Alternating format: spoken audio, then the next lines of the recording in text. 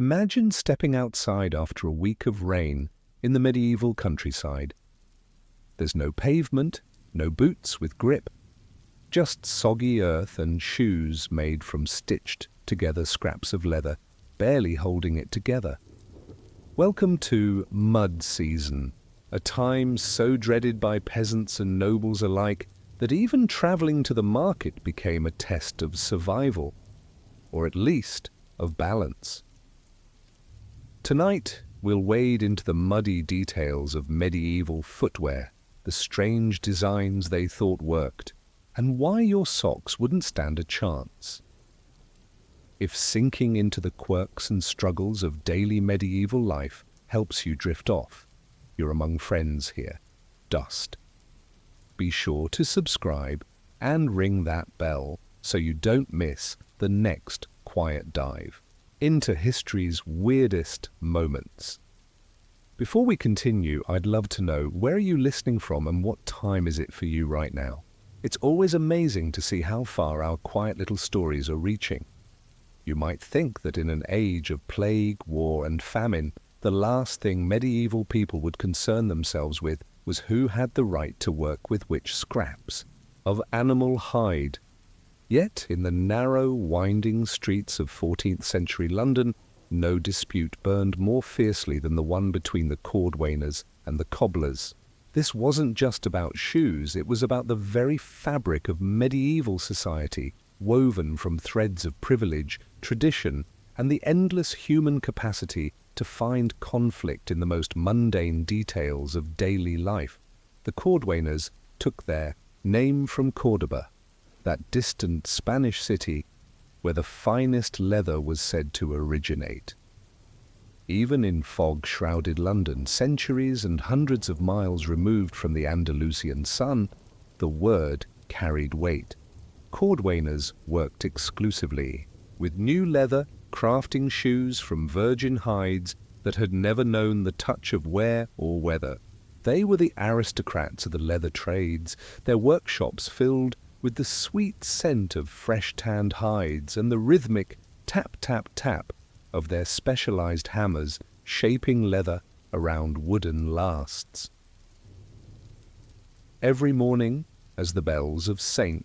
Paul's Cathedral rang out across the city, Master Thomas Whiteleather would unlock his shop on Cordwainer Street and begin his daily ritual.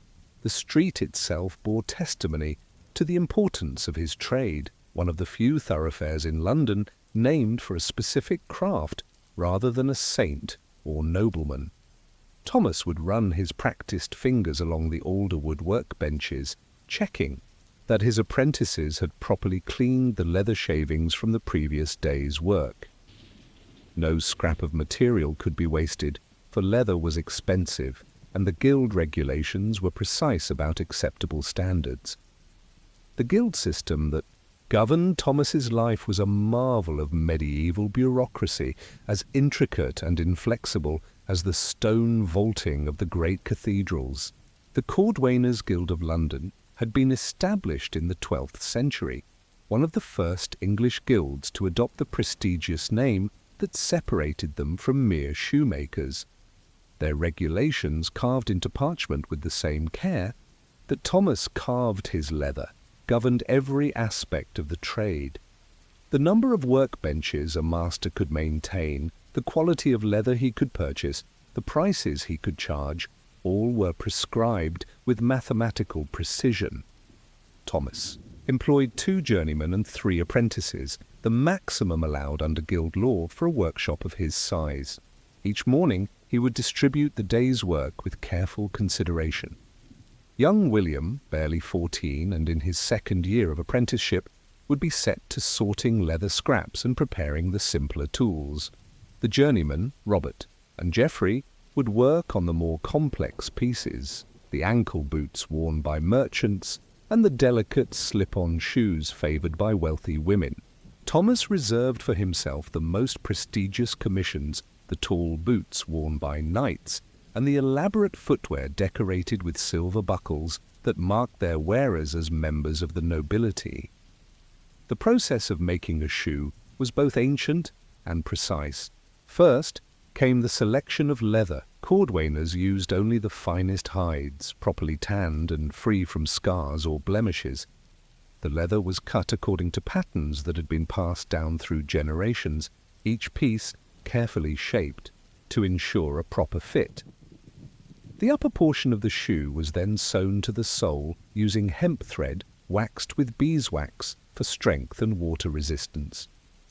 This was skilled work, requiring perfect tension on every stitch. Too loose, and the shoe would fall apart under normal wear. Too tight, and the leather would tear when the shoe was turned inside out, a crucial step in the construction process that would come later. But even as Thomas worked with his customary precision, he could feel the tension that crackled through the London air like lightning before a storm. Just 3 streets away, in the cramped workshops of Shoe Lane, the cobblers pursued their own version of the leather trade. These men, for there were no women allowed in either guild, worked not with virgin leather but with the cast-offs and discards of Thomas's world. They took worn shoes and gave them new life, replacing soles, mending splits, adding patches where the leather had worn thin. The cobblers had always been considered the poor relations of the leather trades, their guild smaller and less influential than that of the cordwainers. Yet, as the 14th century progressed, their importance grew. Ordinary citizens, the vast majority of London's population, could not afford the prices charged by cordwainers. A new pair of shoes from Thomas's workshop might cost a labourer 2 weeks' wages. A cobbler's refurbished pair could be had for a few pence. Master Henry Patchworth exemplified this humbler branch of the trade. His workshop was smaller than Thomas's, darker, filled with the musty scent of old leather and the sharp tang of the vegetable dyes used to restore colour to faded materials. Where Thomas worked with leather that was supple and bright, Henry dealt with materials that were often cracked, stained, and worn thin by years of use. Yet his skill was no less remarkable. He could take a shoe that appeared beyond salvation and, through careful application of patches, new stitching, and creative use of scraps, transform it into serviceable footwear that might last another year or more. The tools of Henry's trade differed from those used by the cordwainers. Where Thomas employed awls of various sizes for piercing fresh leather, Henry used heavier implements designed to work through multiple layers of old, tough material. His needles were thicker, his thread stronger. Most importantly, he possessed an encyclopedic knowledge of patches, which leather would work best for a sole worn thin at the heel, how to reinforce an upper that had split along the seam, where to place a decorative patch that would hide an unsightly stain while adding years to the shoe's useful life. The relationship between these two guilds had been tense for decades, but by the 1380s it had deteriorated into open warfare. The proximate cause was leather scraps. When a cordwainer cut a piece of leather for a shoe, there were always remnants, strips too narrow for major pieces, corners cut away to achieve the proper shape, sections marked by small flaws that made them unsuitable for first-quality work. In earlier times, these scraps had been freely available to anyone who wanted them. Cobblers would purchase them cheaply and use them for patches and repairs. But as London grew and prosperity increased, these scraps became valuable. The Cordwainers Guild, always alert to new sources of revenue, decreed that only guild members could purchase scraps from cordwainer workshops. Since cobblers belonged to a different guild, they were forbidden from this trade. The cobblers protested that this violated ancient custom and would drive them out of business, as scraps were essential for their repair work. The dispute escalated when the cordwainers petitioned the Lord Mayor of London, claiming that the cobblers were not merely buying scraps but were commissioning new pieces to be cut from fresh leather, and disguising this as scrap sales. This, they argued, constituted unfair competition, cobblers obtaining new leather without paying guild fees or submitting to guild quality controls. The cobblers countered that many cordwainers were secretly taking in repair work, which was supposed to be the exclusive province of the Cobblers' Guild. What made this dispute particularly bitter was that it touched on fundamental questions about the nature of work and social order in medieval England. The guild system wasn't merely about economic regulation, it was about maintaining social hierarchy and ensuring that each person knew their proper place.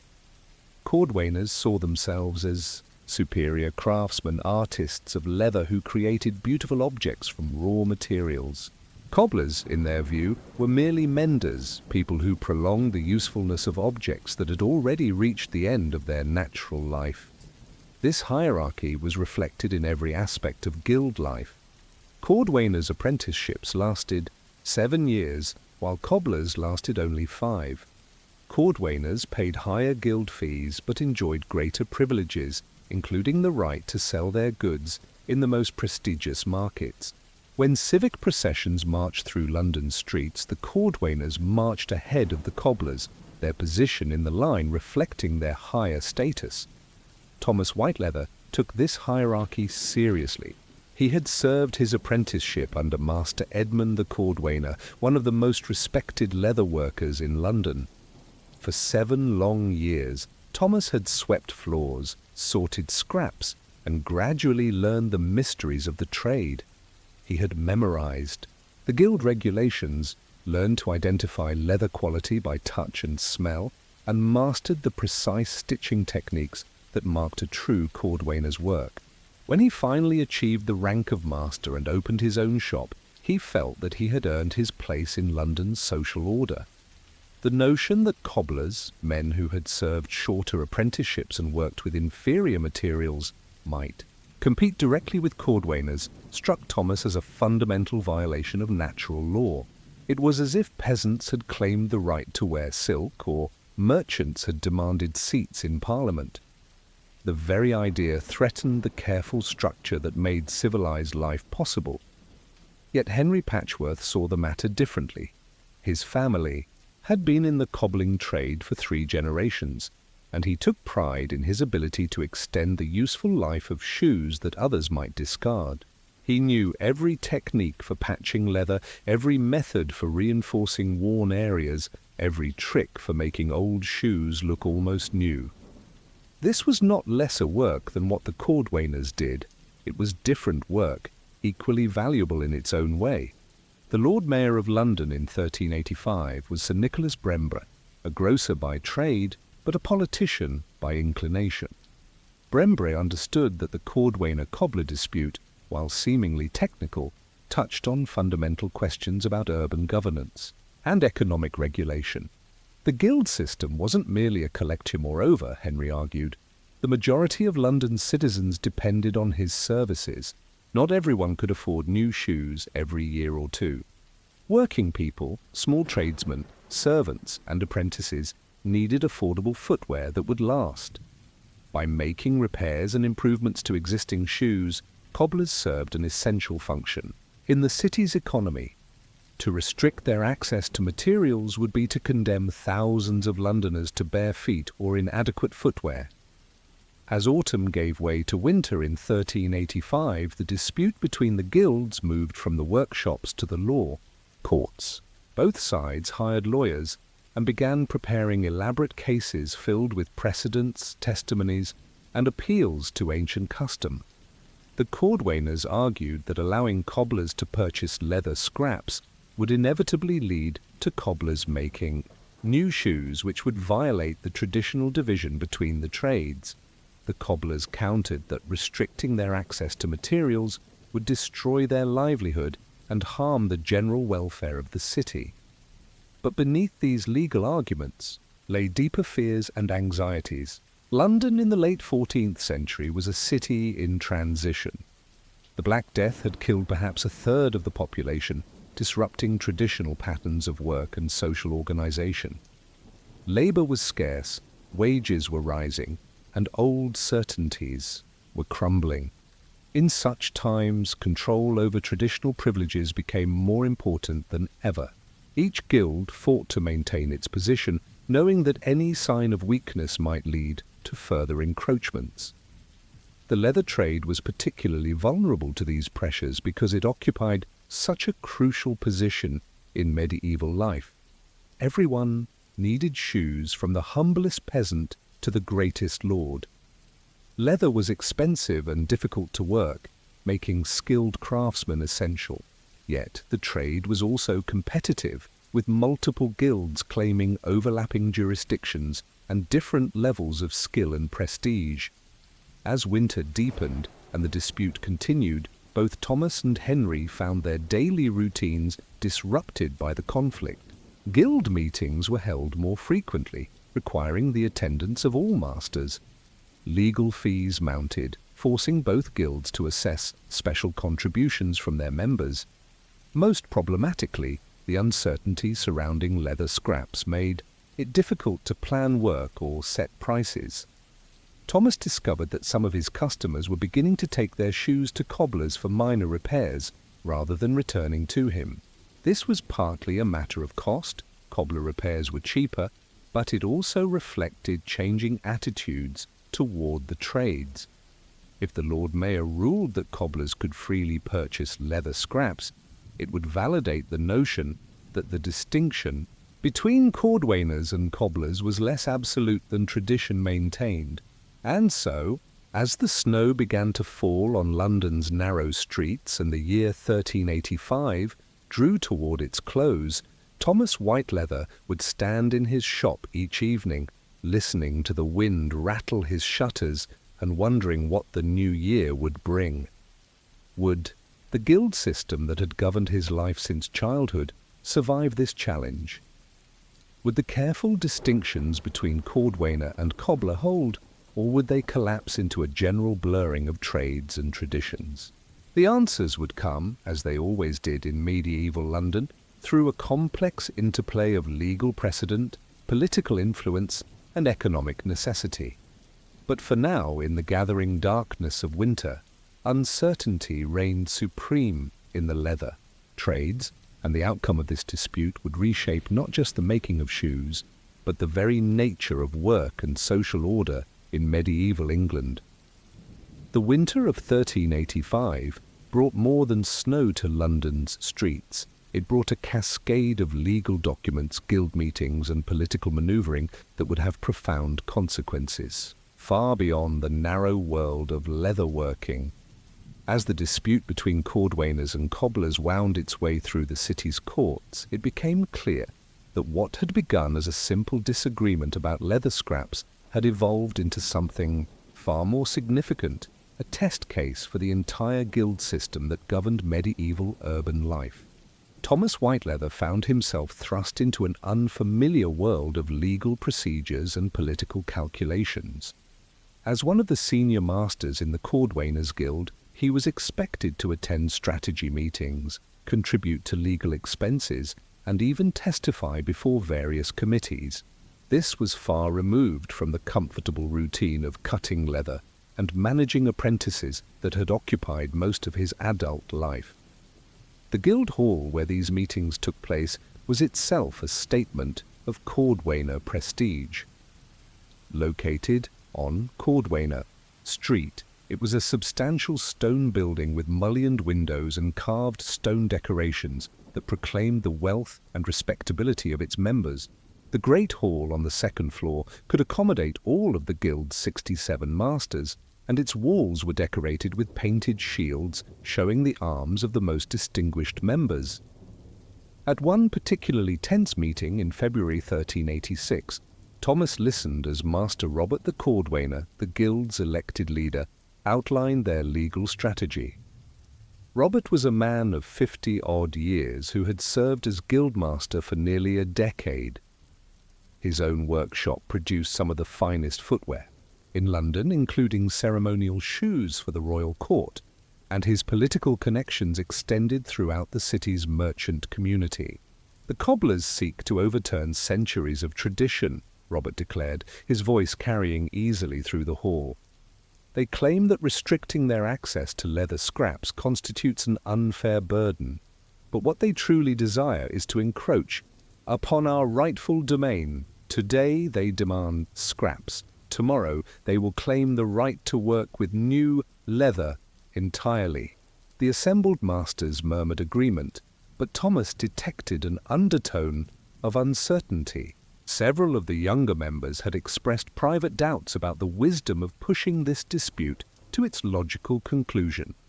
London's economy was changing, and rigid adherence to traditional boundaries might prove counterproductive. Master William of Cheapside, whose workshop specialized in women's footwear, raised a concern that had been troubling many guild members.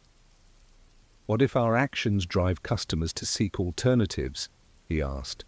"Already, some citizens are purchasing footwear from country cobblers who operate outside guild jurisdiction entirely. If we make repair work more expensive by restricting the cobblers' access to materials, might we not encourage this trend?" This was a sobering thought. Guild regulations had force only within the city limits, and the surrounding countryside was full of craftsmen who operated under different rules entirely.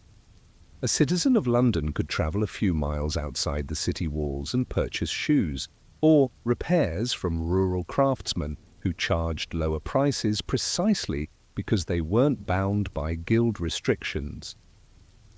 Robert the Cordwainer dismissed such concerns with a wave of his hand.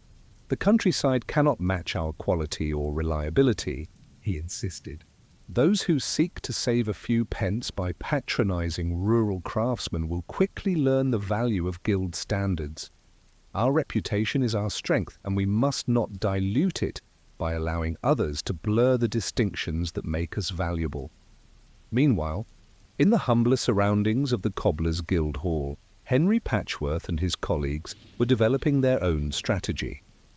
The Cobblers' Hall was smaller and plainer than that of the Cordwainers, reflecting both the guild's lower status and its more limited financial resources. Where the Cordwainers' Hall featured stone construction and elaborate decorations, the Cobblers made do with timber framing and painted plaster.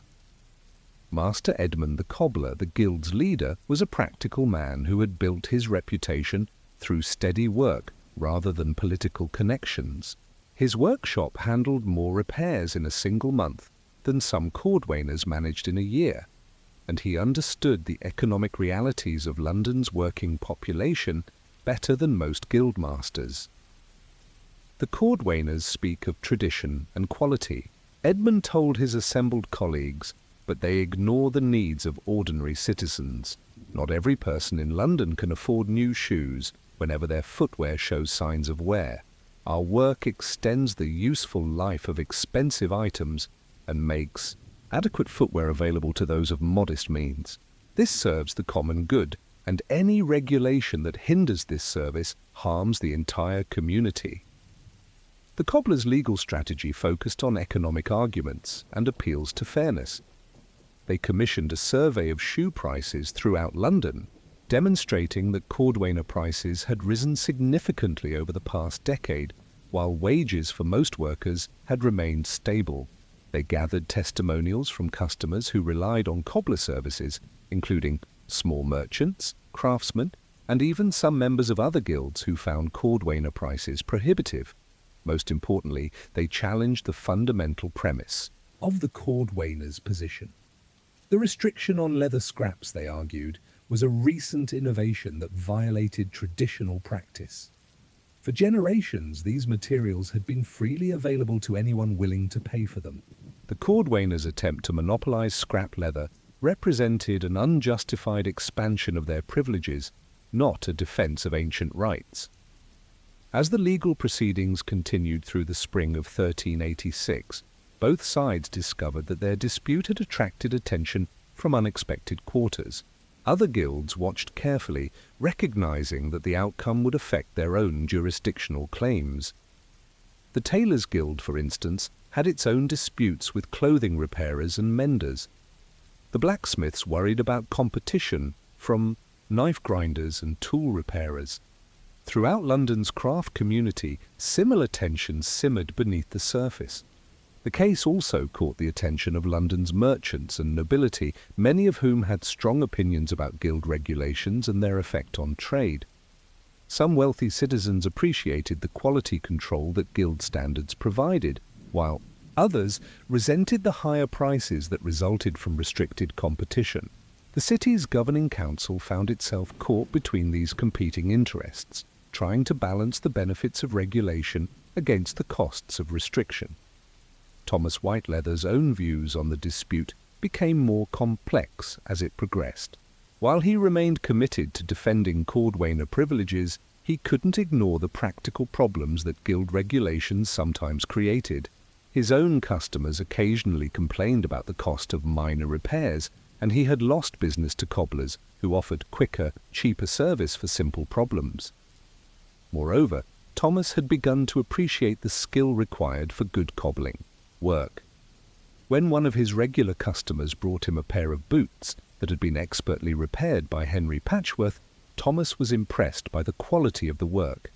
The patches were nearly invisible, the stitching was strong and even, and the overall appearance was remarkably good for shoes that had been worn for several years.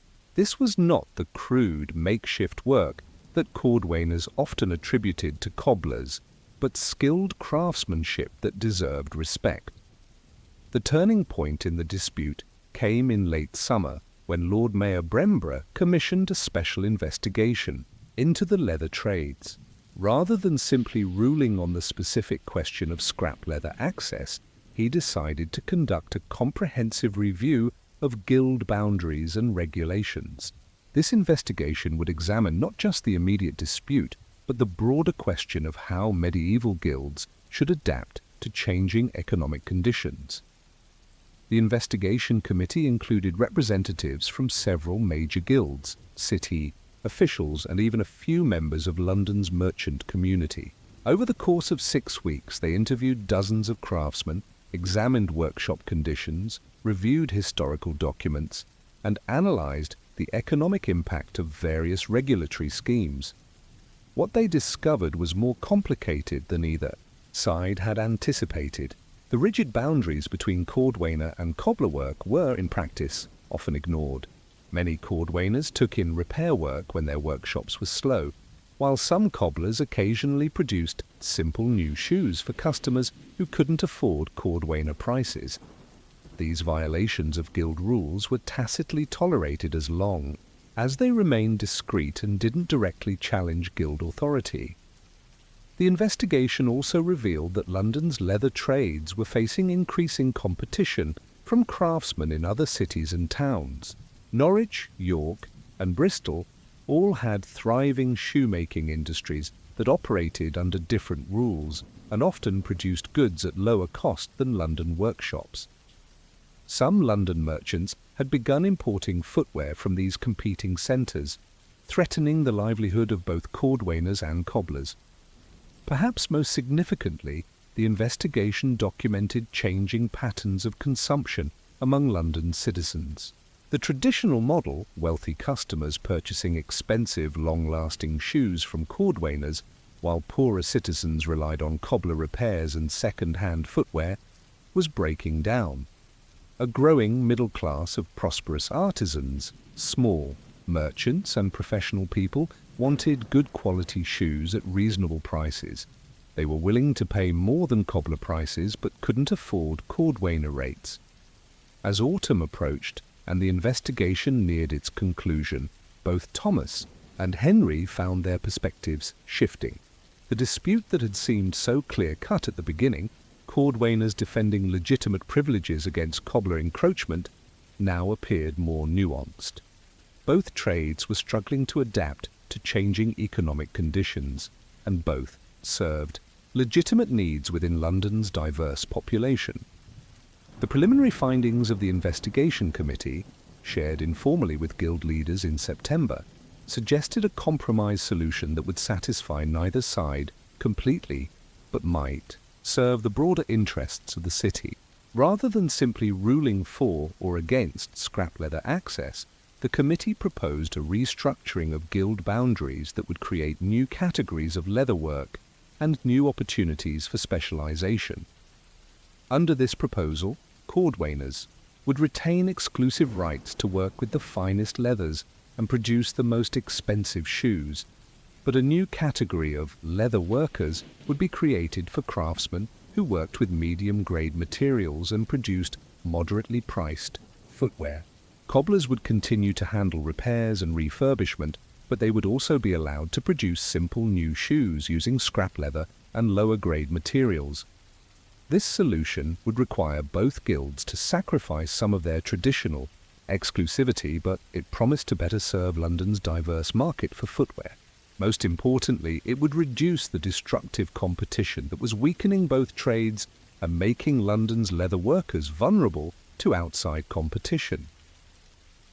As Thomas walked home through London's narrow streets on a crisp October evening, he found himself pondering the strange turns that his life had taken over the past year. What had begun as a simple dispute about leather scraps had become a meditation on tradition, change, and the proper organization of urban life.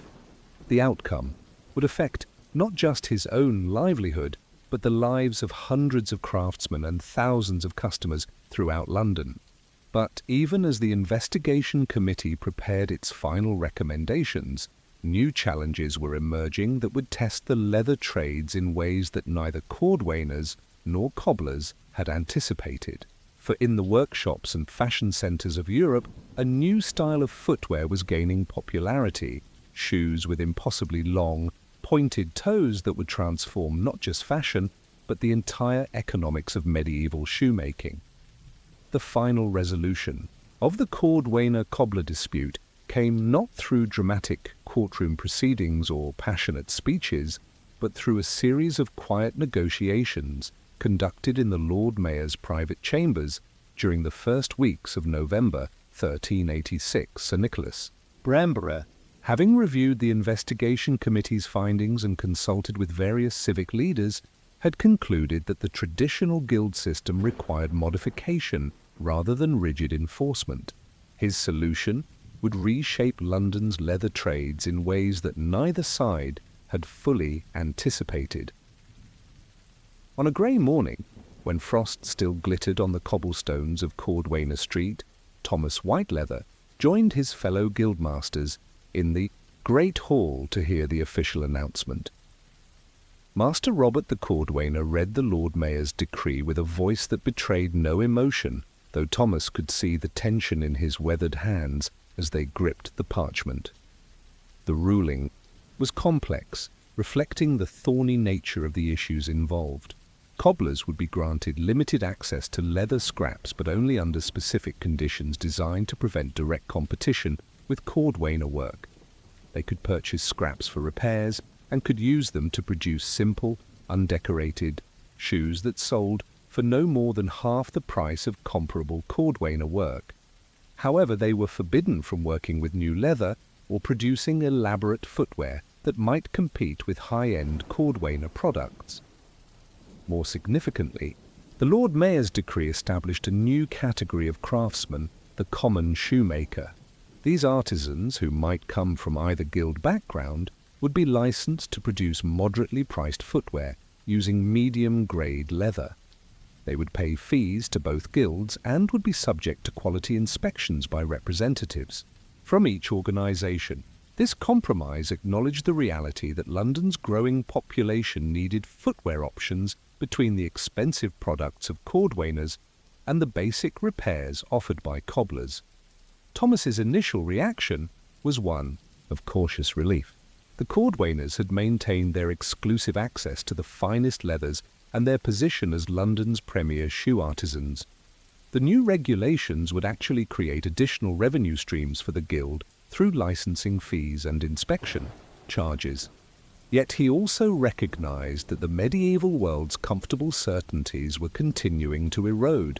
The rigid hierarchies that had defined his craft were becoming more flexible, more responsive to economic pressures and customer demands. Henry Patchworth, attending a similar meeting in the Cobbler's Hall, felt a mixture of satisfaction and apprehension. His guild had won meaningful concessions, access to scrap leather, and permission to produce simple new shoes would significantly expand their business opportunities. Yet the restrictions and oversight requirements represented new burdens that would complicate daily operations. Every purchase of scrap leather would need to be documented. Every new shoe would be subject to inspection, and disputes about price limits or quality standards would inevitably arise. The implementation of these new regulations proved as complex as their negotiation. Throughout the winter of 1386-87, both guilds worked to establish the administrative machinery required to manage the expanded system. New record-keeping procedures were developed, inspection protocols were established, and dispute resolution mechanisms were created. The process consumed countless hours of guild leaders' time and required additional fees from members to fund the expanded bureaucracy. Thomas found himself appointed to the joint committee responsible for licensing common shoemakers, a role that required him to evaluate applicants from both cordwainer and cobbler backgrounds. This work gave him unprecedented insight into the skills and perspectives of craftsmen from different traditions. He was surprised to discover that some cobblers possessed sophisticated knowledge of leather working that rivaled his own expertise, while some cordwainer apprentices lacked the practical problem-solving abilities that cobbler training emphasized. The first common shoemaker to receive a license was Master Geoffrey of Southwark, a former cordwainer journeyman who had been unable to afford the fees required to establish an independent cordwainer workshop. Geoffrey's application demonstrated the kind of market opportunity that the new regulations were designed to address. He proposed to produce well-made but moderately priced shoes for London's growing population of skilled craftsmen, people who earned too much to qualify as poor, but not enough to afford cordwainer prices. Geoffrey's workshop, established in a converted stable near London Bridge, represented a new model of leather working. He employed both former cordwainer apprentices and experienced cobblers, combining the leather-working skills of the former with the practical repair knowledge of the latter. His shoes were simpler than cordwainer products, lacking decorative, stitching or elaborate buckles, but they were well constructed and durable. Most importantly, they sold for prices that skilled workers could afford. The success of Geoffrey's venture encouraged other craftsmen to apply for common shoemaker licenses. Within 2 years, more than a dozen such workshops had opened throughout London, fundamentally altering the landscape of the leather trades. These new establishments served as a bridge between the traditional cordwainer and cobbler markets, providing good quality footwear at reasonable prices. Yet the new system also created unexpected complications. The licensing and oversight requirements proved bureaucratically demanding, requiring both guilds to expand their administrative apparatus significantly. Disputes arose regularly about whether particular shoes exceeded the quality limit set for cobblers or fell below the standards expected of cordwainers. The joint inspection committees became forums for ongoing negotiations about the boundaries between different categories of work. More troubling for both traditional guilds was the discovery that common shoemakers were often more responsive to customer needs than the established workshops. Free from some of the rigid traditional requirements that governed guild work, they could experiment with new designs, materials, and construction techniques. Some developed specialized products for particular occupations, shoes designed specifically for stoneworkers, farmers, or dock laborers, that traditional guild workshops had never offered. Thomas gradually realized that the compromise solution had unleashed forces that would continue to reshape the leather trades for decades to come. The rigid hierarchies that had once seemed natural and permanent were giving way to a more flexible system that emphasized market responsiveness over traditional privilege. This wasn't necessarily bad. His own workshop was busier than ever, as the overall expansion of London's footwear market created opportunities for craftsmen at all levels. But it required constant adaptation and adjustment. The personal relationships between individual craftsmen also evolved in unexpected ways. Thomas found himself working occasionally with Henry Patchworth on complex repair projects that required both new construction and restoration skills. When a wealthy merchant brought in a pair of elaborately decorated boots that had been damaged in a fire, the job required Thomas's expertise in working with fine leather and Henry's knowledge of patching and reinforcement techniques. The collaboration produced results that neither could have achieved alone. These informal partnerships became increasingly common as London's leatherworkers discovered the advantages of combining different skill sets. Some cordwainers began sending their customers to particular cobblers for routine maintenance, while some cobblers referred customers who needed high-quality new shoes to cordwainers they trusted. The adversarial relationship that had characterized the guild dispute gradually evolved into a more cooperative dynamic based on mutual recognition of different but complementary skills. By 1390, the leather trades in London had achieved a new equilibrium that bore little resemblance to the rigid system that had existed just 5 years earlier. The guild structure remained, but it had become more flexible and market-responsive.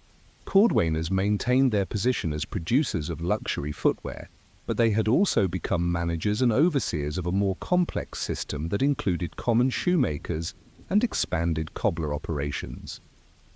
The economic effects of these changes extended far beyond the leather trades themselves.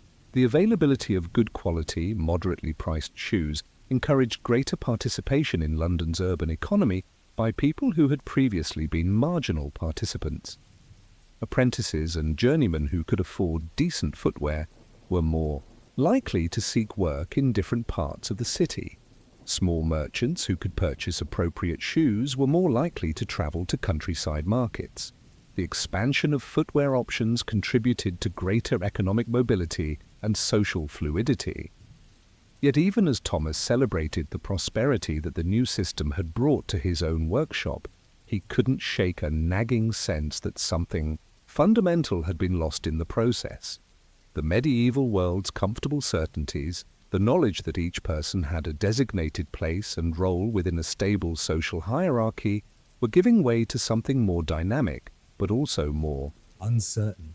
Success now required not just mastery of traditional skills, but constant adaptation to changing market conditions and customer preferences.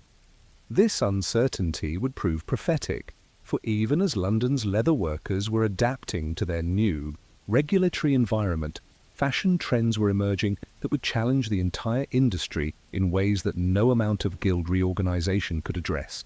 In the courts of Europe, a new style of footwear was gaining popularity. Shoes with dramatically elongated, pointed toes that would transform both the economics and the social significance of medieval footwear.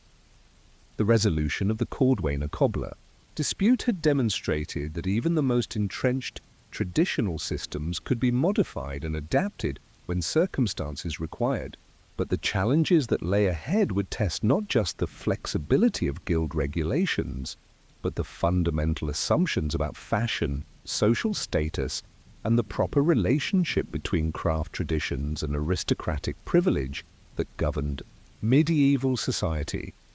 As Thomas locked his workshop on a December evening in 1390, he could feel the wind carrying hints of change from across the channel. The leather trades had survived one transformation, but greater challenges were already gathering on the horizon, challenges that would make the scrap leather dispute seem like a simple disagreement between neighbors. You might assume that in an age preoccupied with salvation, plague, and the constant threat of divine judgment, the shape of a shoe's toe would rank low among society's concerns. Yet in the waning years of the 14th century, no fashion trend generated more theological anxiety, moral panic, and legislative fury than the poulain, those extraordinarily elongated shoes that stretched outward from the wearer's foot, like accusations pointing toward hell itself. The word poulain derived from Poland, though by the time these shoes reached the courts of Western Europe, they bore little resemblance to the practical footwear worn by Polish peasants. The fashion had evolved through the mysterious alchemy by which aristocratic trends transform practical objects into symbols of status, power, and ultimately moral corruption.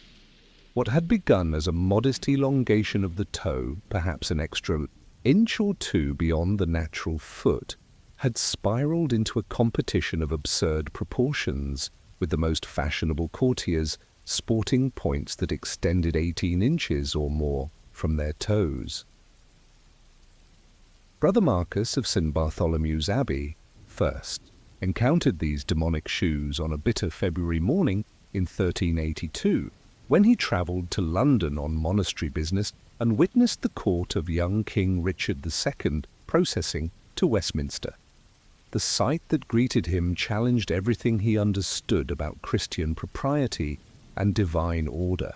Nobleman after nobleman paraded past in footwear so grotesquely elongated that they required pages to carry the tips of their shoes, preventing them from tripping over their own feet. Brother Marcus was a man of simple tastes and profound faith. His own feet were shod in humble sandals, appropriate to his Benedictine vows and his commitment to apostolic poverty. The leather was worn thin from years of walking monastery corridors and garden paths, but it served its purpose, protecting his feet while reminding him of his mortal humility. To witness grown men, nobles who should have been exemplars of Christian virtue, prancing about in shoes that required servants to manage, suggested a world turned upside down.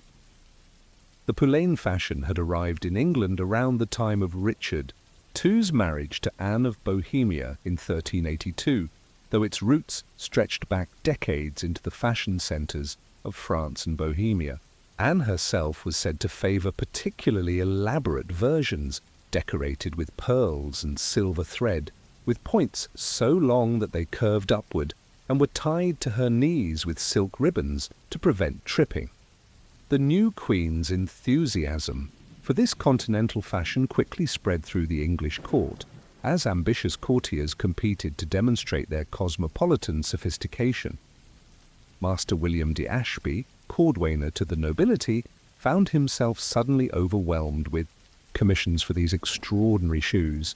His workshop on Fleet Street, which had prospered for decades producing conventional footwear for London's wealthy merchants and minor nobility, was transformed almost overnight into something approaching a theatrical prop shop, where once he had crafted shoes designed for walking, riding, and dancing. He now found himself engineering architectural marvels that defied both gravity and common sense. The construction of a proper poulain required skills that no traditional shoemaker possessed. The extended toe could not simply be an elongated version of normal shoe construction. It required internal armatures, careful weight distribution, and innovative attachment methods that would prevent the entire structure from collapsing under its own ambition.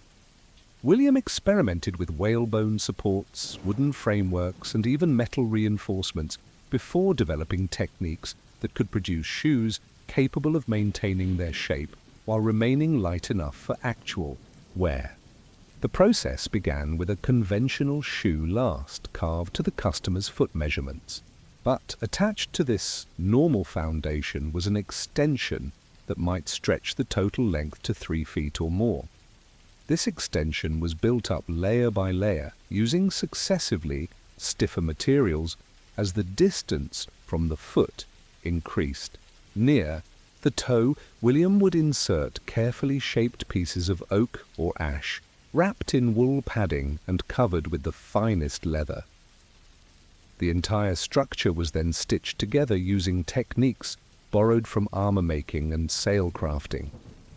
Each pair of poulains required weeks of work and consumed materials that would have sufficed for a dozen conventional shoes. The finest Cordovan leather was essential for the visible surfaces, while the hidden structural elements demanded different materials: woods that would hold their shape, metals that would provide strength without excessive weight, padding that would protect the wearer's feet from the mechanical stresses of their ambitious footwear. The cost was correspondingly astronomical.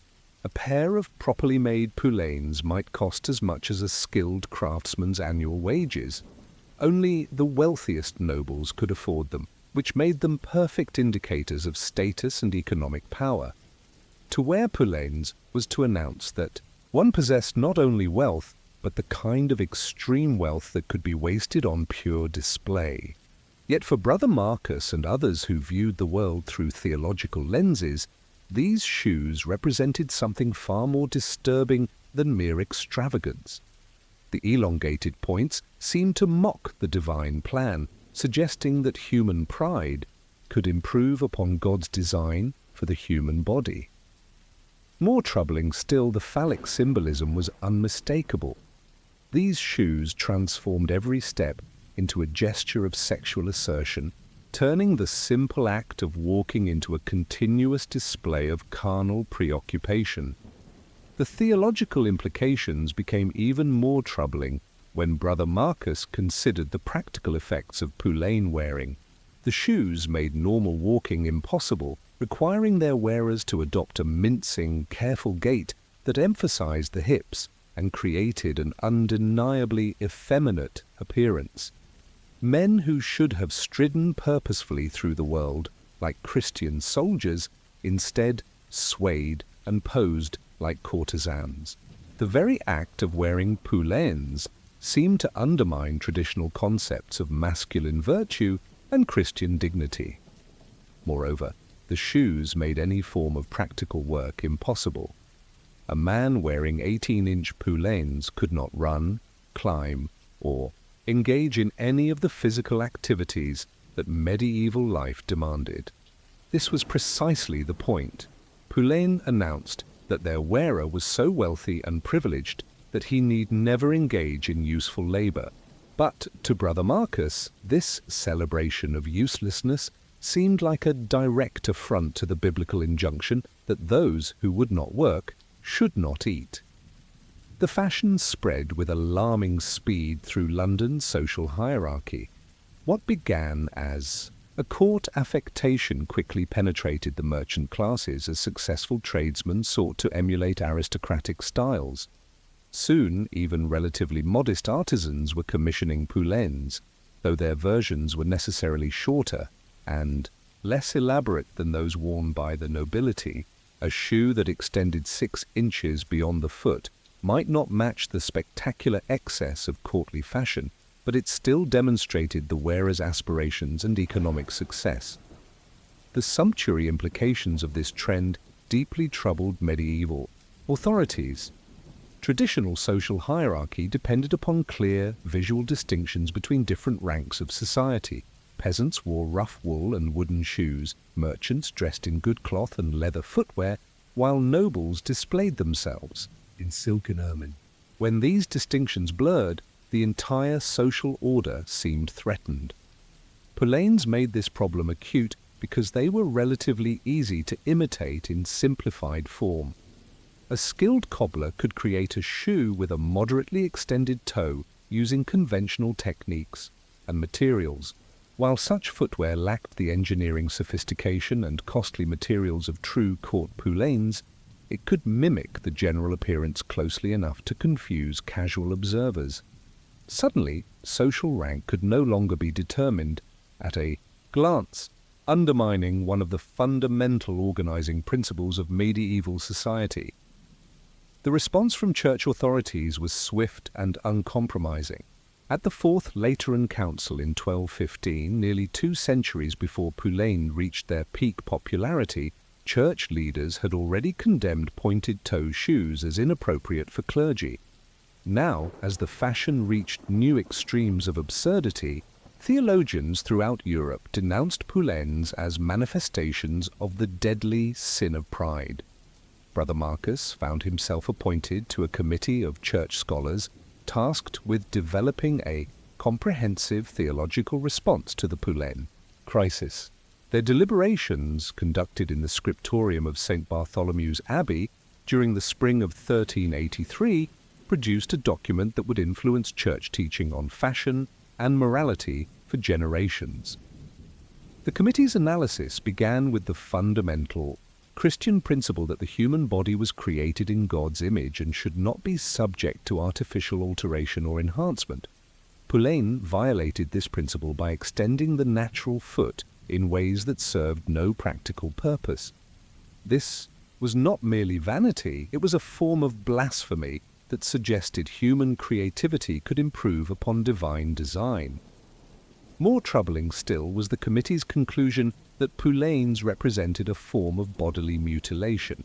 While the shoes themselves did not permanently alter the foot, their wearing required such extreme modifications of natural movement and posture that they constituted a rejection of the body's God-given capabilities. Men who wore poulaines could not walk normally, could not kneel properly for prayer, and could not engage in the physical labor that God intended for human life. The sexual symbolism was addressed with characteristic medieval directness. The committee concluded that poulaines were designed to stimulate lustful thoughts in both wearers and observers. The obvious phallic imagery turned every public appearance into a form of sexual display, transforming city streets into venues for continuous moral corruption. This was particularly dangerous because it normalized sexual preoccupation, making carnal thoughts seem fashionable rather than sinful. Perhaps most seriously, the committee argued that poulain represented a fundamental misunderstanding of Christian equality. By creating footwear that was both extremely expensive and completely impractical, poulain fashion celebrated the very inequalities that Christian teaching sought to minimize. The shoes announced that their wearers were too wealthy to work and too privileged to walk normally, attitudes that directly contradicted the humility and service that Christ had demanded of his followers. As Brother Marcus compiled these theological arguments into a formal treatise, he couldn't help but notice the irony of his situation. Here he was, a monk committed to simplicity and spiritual focus, devoting weeks of scholarly effort to analyzing the moral implications of shoe design. Yet the more he studied the poulain phenomenon, the more convinced he became that seemingly trivial matters of fashion could have profound spiritual consequences. The committee's final document, completed in August 1383, called for comprehensive church action against poulains. They recommended that clergy be forbidden from wearing any form of pointed-toe footwear, that poulains be condemned in sermons throughout Christian Europe, and that church authorities petition secular rulers to ban or strictly regulate these dangerous shoes. But even as Brother Marcus penned his careful theological arguments, he was aware that fashion trends followed their own logic, largely independent of moral instruction or religious prohibition. The young men and women who adopted poulains were not necessarily rejecting Christian teaching. They were responding to social pressures and aesthetic impulses that operated in spheres far removed from monastery scriptoriums. Moreover, the economics forces driving poulain production were powerful and self-reinforcing. Master William de Ashby had invested heavily in the specialized tools and techniques required for poulain construction. His workshop employed a dozen craftsmen whose livelihoods depended on continued demand for these elaborate shoes. Throughout London and other European cities, similar economic interests had developed around poulain production, creating constituencies that would resist any attempt to suppress the fashion. As autumn arrived and Brother Marcus prepared to present his committee's findings to church authorities, he found himself wondering whether moral arguments alone could counter the powerful combination of economic interest, social pressure, and aesthetic appeal that sustained poulain fashion. The shoes might indeed represent spiritual corruption and social disorder, but they also represented jobs, profits, and the irrepressible human desire to transform mundane objects into expressions of beauty and status. The battle against poulains would test not just the Church's moral authority, but its understanding of how fashion, economics, and social psychology interacted in the complex urban societies of late medieval Europe. For the first time in Christian history, church leaders would be forced to confront a form of popular culture that operated largely independent of religious guidance, sustained by market forces and social dynamics that medieval theology had never adequately addressed. The winter of 1383 brought an unprecedented convergence of moral panic and legislative activity as both church and secular authorities struggled to contain the Poulain epidemic. What had begun as a fashion trend had evolved into what many contemporary observers regarded as a crisis of social order, religious orthodoxy, and public morality that threatened the very foundations of medieval civilization.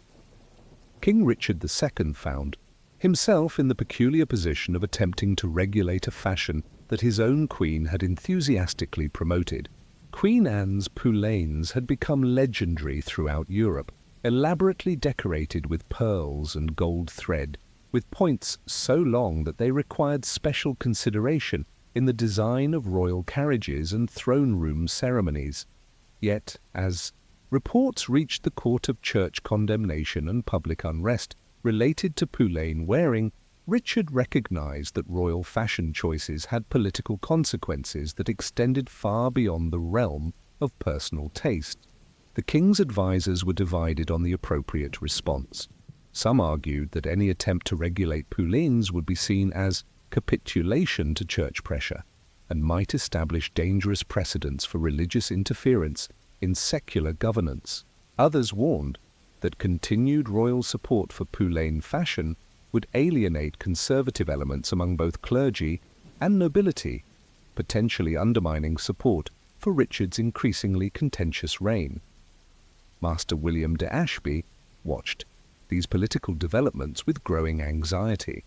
His workshop had become the premier Poulain producer in London, employing not just skilled cordwainers, but metal workers, carpenters, and even engineers who contributed to the complex construction process. The Royal Commission for Queen Anne's ceremonial footwear had established his reputation, but it had also made him vulnerable to any change in official policy toward Poulain fashion. The technical challenges of Poulain construction had driven William to develop innovations that extended far beyond traditional shoemaking. His longest creation, a pair commissioned by the Earl of Somerset for a royal wedding, featured points that extended 24 inches from the toes and required a sophisticated internal framework of carved whalebone and hammered bronze. The shoes were architectural marvels that pushed medieval craftsmanship to its absolute limits, but they were also practical impossibilities that their wearer could barely manage even with assistance. The construction process for such extreme Poulains began with mathematical calculations that would have challenged a cathedral architect. The extended toe had to be precisely weighted and balanced to prevent the entire shoe from collapsing forward. This required careful distribution of materials, with the heaviest structural elements placed close to the foot and progressively lighter materials used toward the tip. William had developed a system using graduated densities of wood, heavy oak near the foot, lighter ash in the middle sections, and carefully carved lime wood at the extreme tip. The internal framework was covered with layers of wool padding, silk cloth, and finally the finest leather available. Each layer had to be precisely fitted and sewn using techniques that William had borrowed from armor making, tent construction, and even shipbuilding. The result was a shoe that was simultaneously a work of art, an engineering marvel, and a practical nightmare.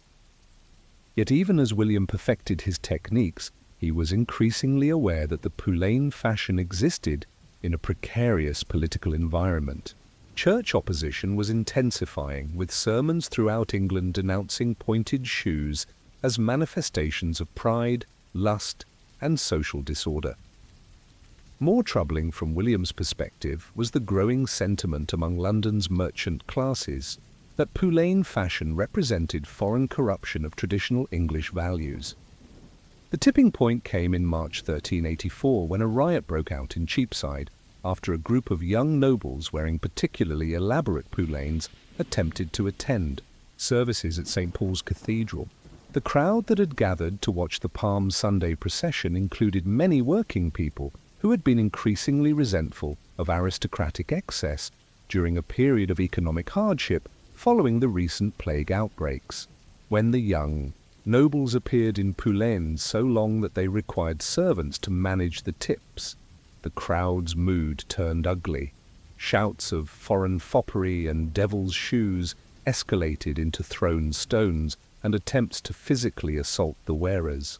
The situation was only resolved when the Lord Mayor's guards escorted the nobles to safety, but not before several people were injured and significant property damage had occurred. This incident provided the catalyst that church and civil authorities had been seeking. Within days, Edward IV issued a royal decree that would fundamentally alter the regulation of fashion in medieval England. The decree established detailed restrictions on poulain length based on social rank, creating a complex hierarchy of permitted shoe extensions that reflected both economic reality and political necessity. Under the new regulations, earls and other high nobles were permitted poulains extending up to 2.5 feet from the toe. Barons and knights could wear shoes, with points up to 2 feet long. Gentlemen and wealthy merchants were limited to 18-inch extensions, while ordinary citizens were restricted to points no longer than 6 inches. Apprentices, servants, and labourers were forbidden from wearing poulains entirely, on pain of fines and possible imprisonment. The enforcement mechanisms were as detailed as the restrictions themselves.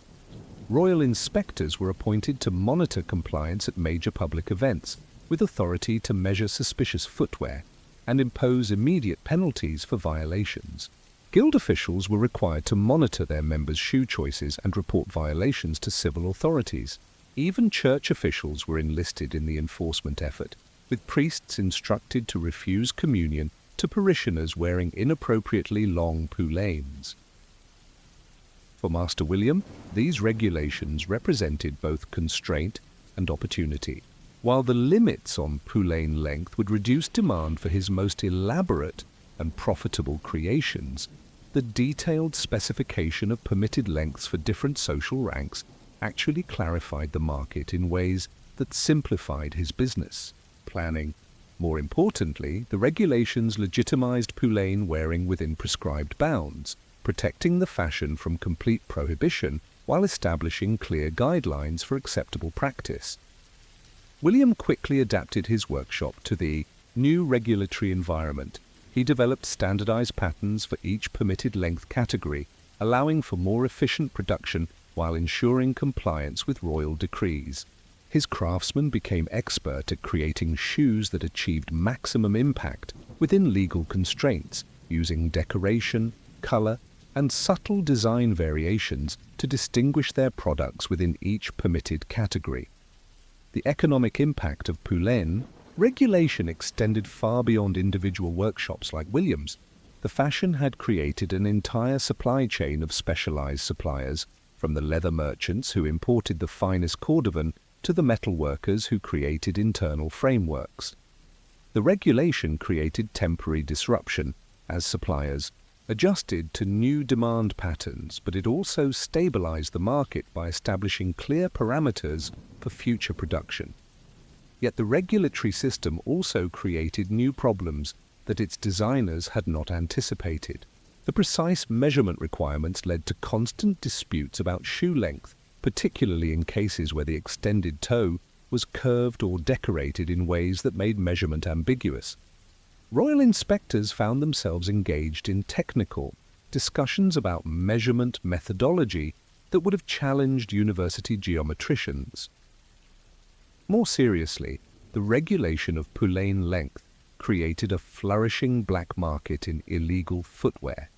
Ambitious courtiers who wished to exceed their permitted shoe-length commissioned clandestine craftsmen to produce prohibited styles.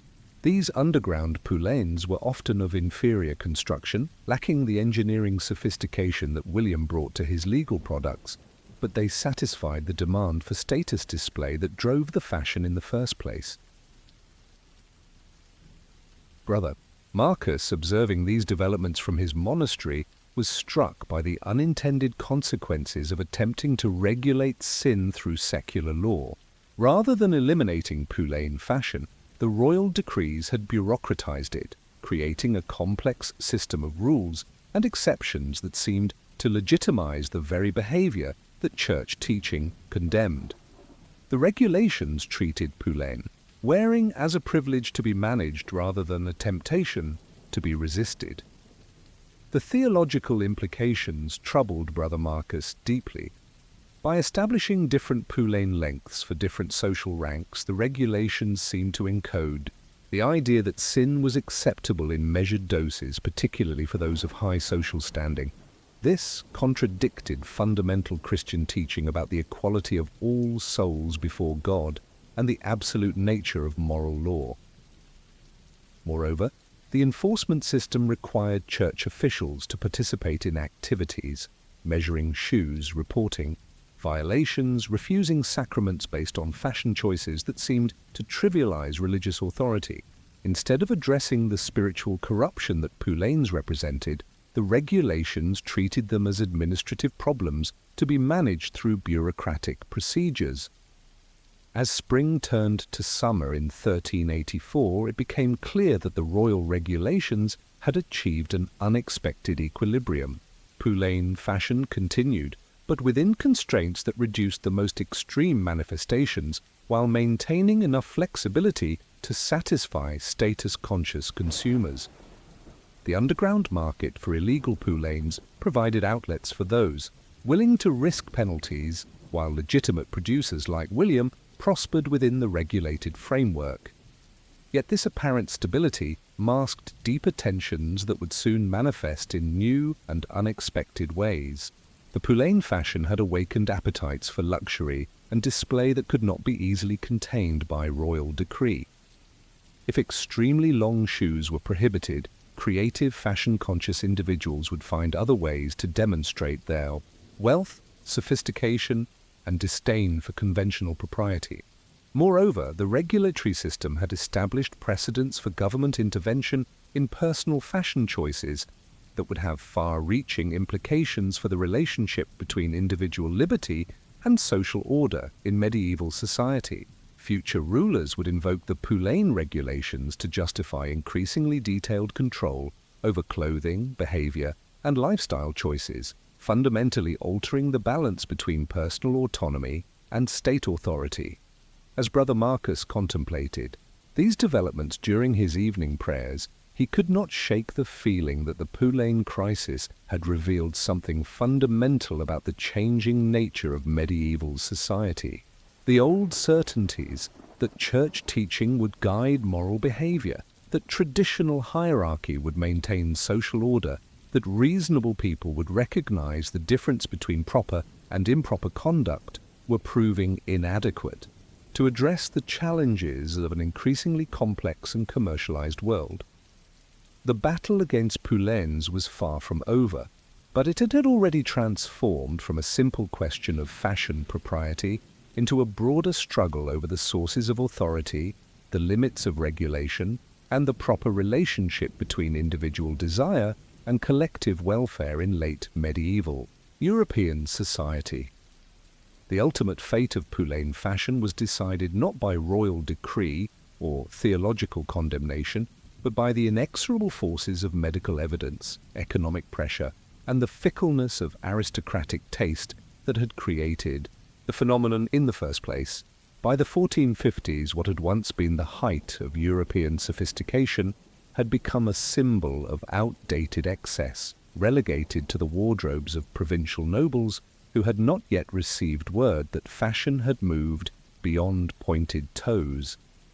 Dr. Hugh of Pembroke, one of London's most respected physicians, began documenting the medical consequences of poulain wearing in the spring of 1441.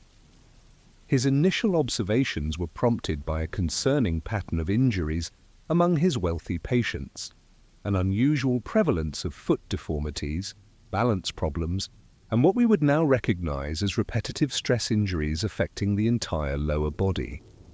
The medical evidence was both dramatic and undeniable. Regular poulain wearers showed significantly higher rates of bunions, hammer toes, and other foot deformities that resulted from forcing feet into unnaturally constrained positions.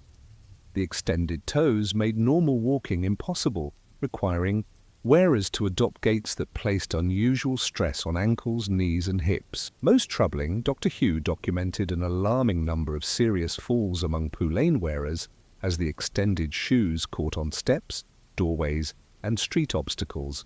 Master William de Ashby, now in his 60s and one of the most experienced poulain craftsmen in Europe, had observed these problems firsthand in his workshop.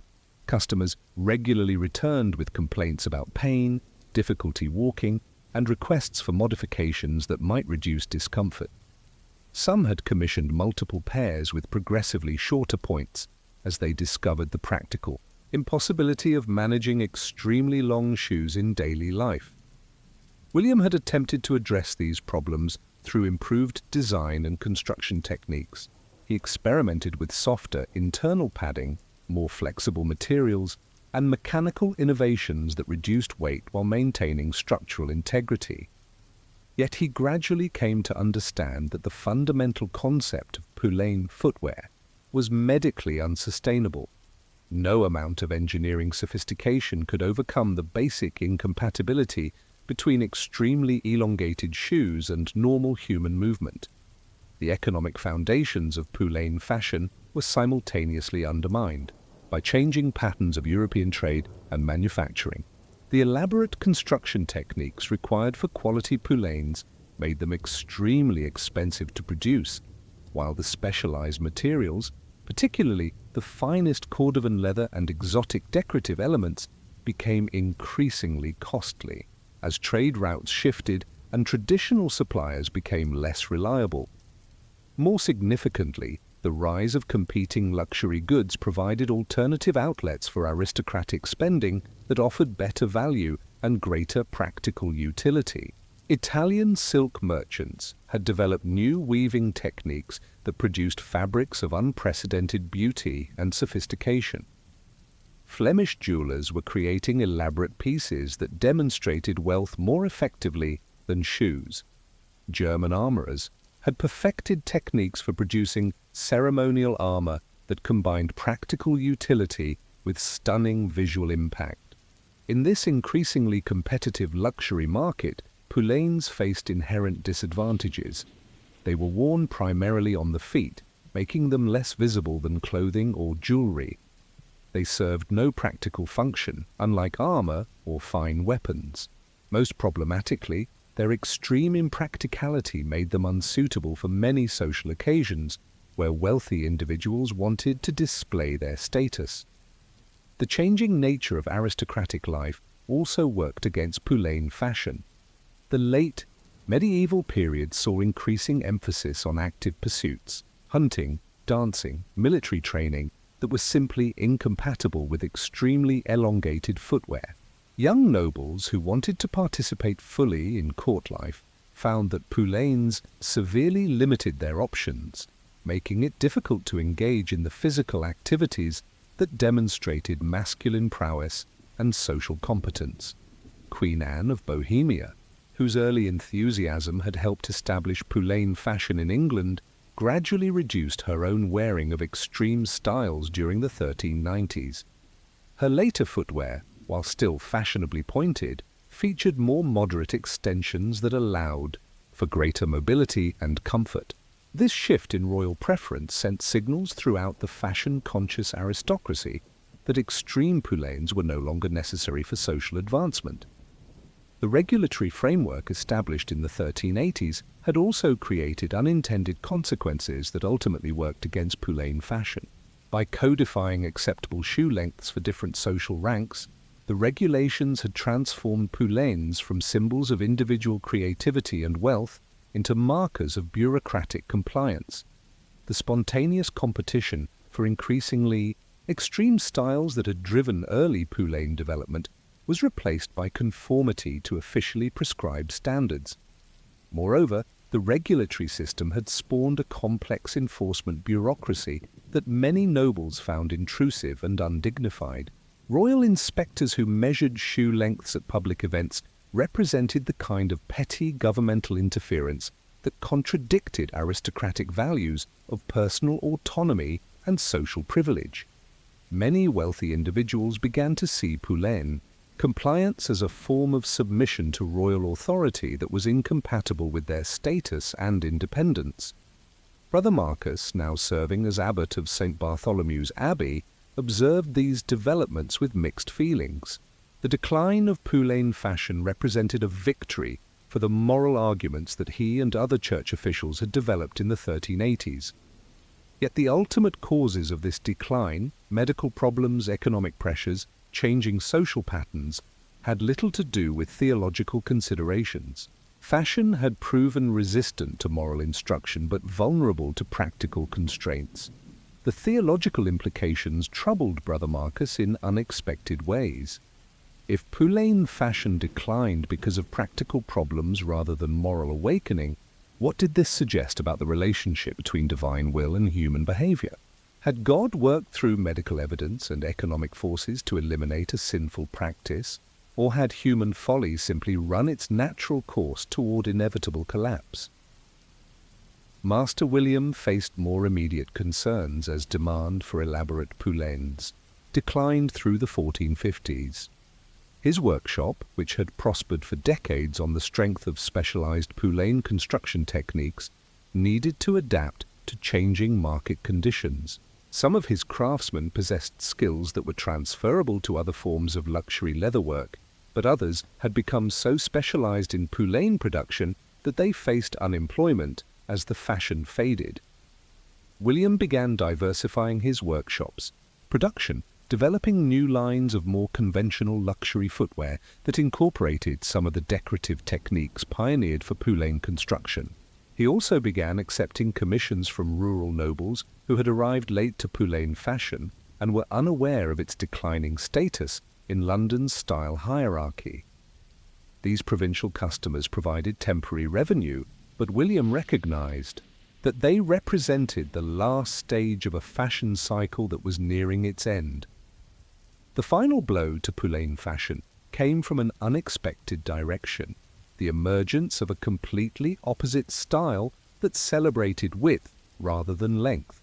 The duckbill shoe, supposedly popularized by Charles V of France to accommodate his six-toed feet, featured extremely broad, flat toes that made Poullains appear not just impractical, but aesthetically obsolete.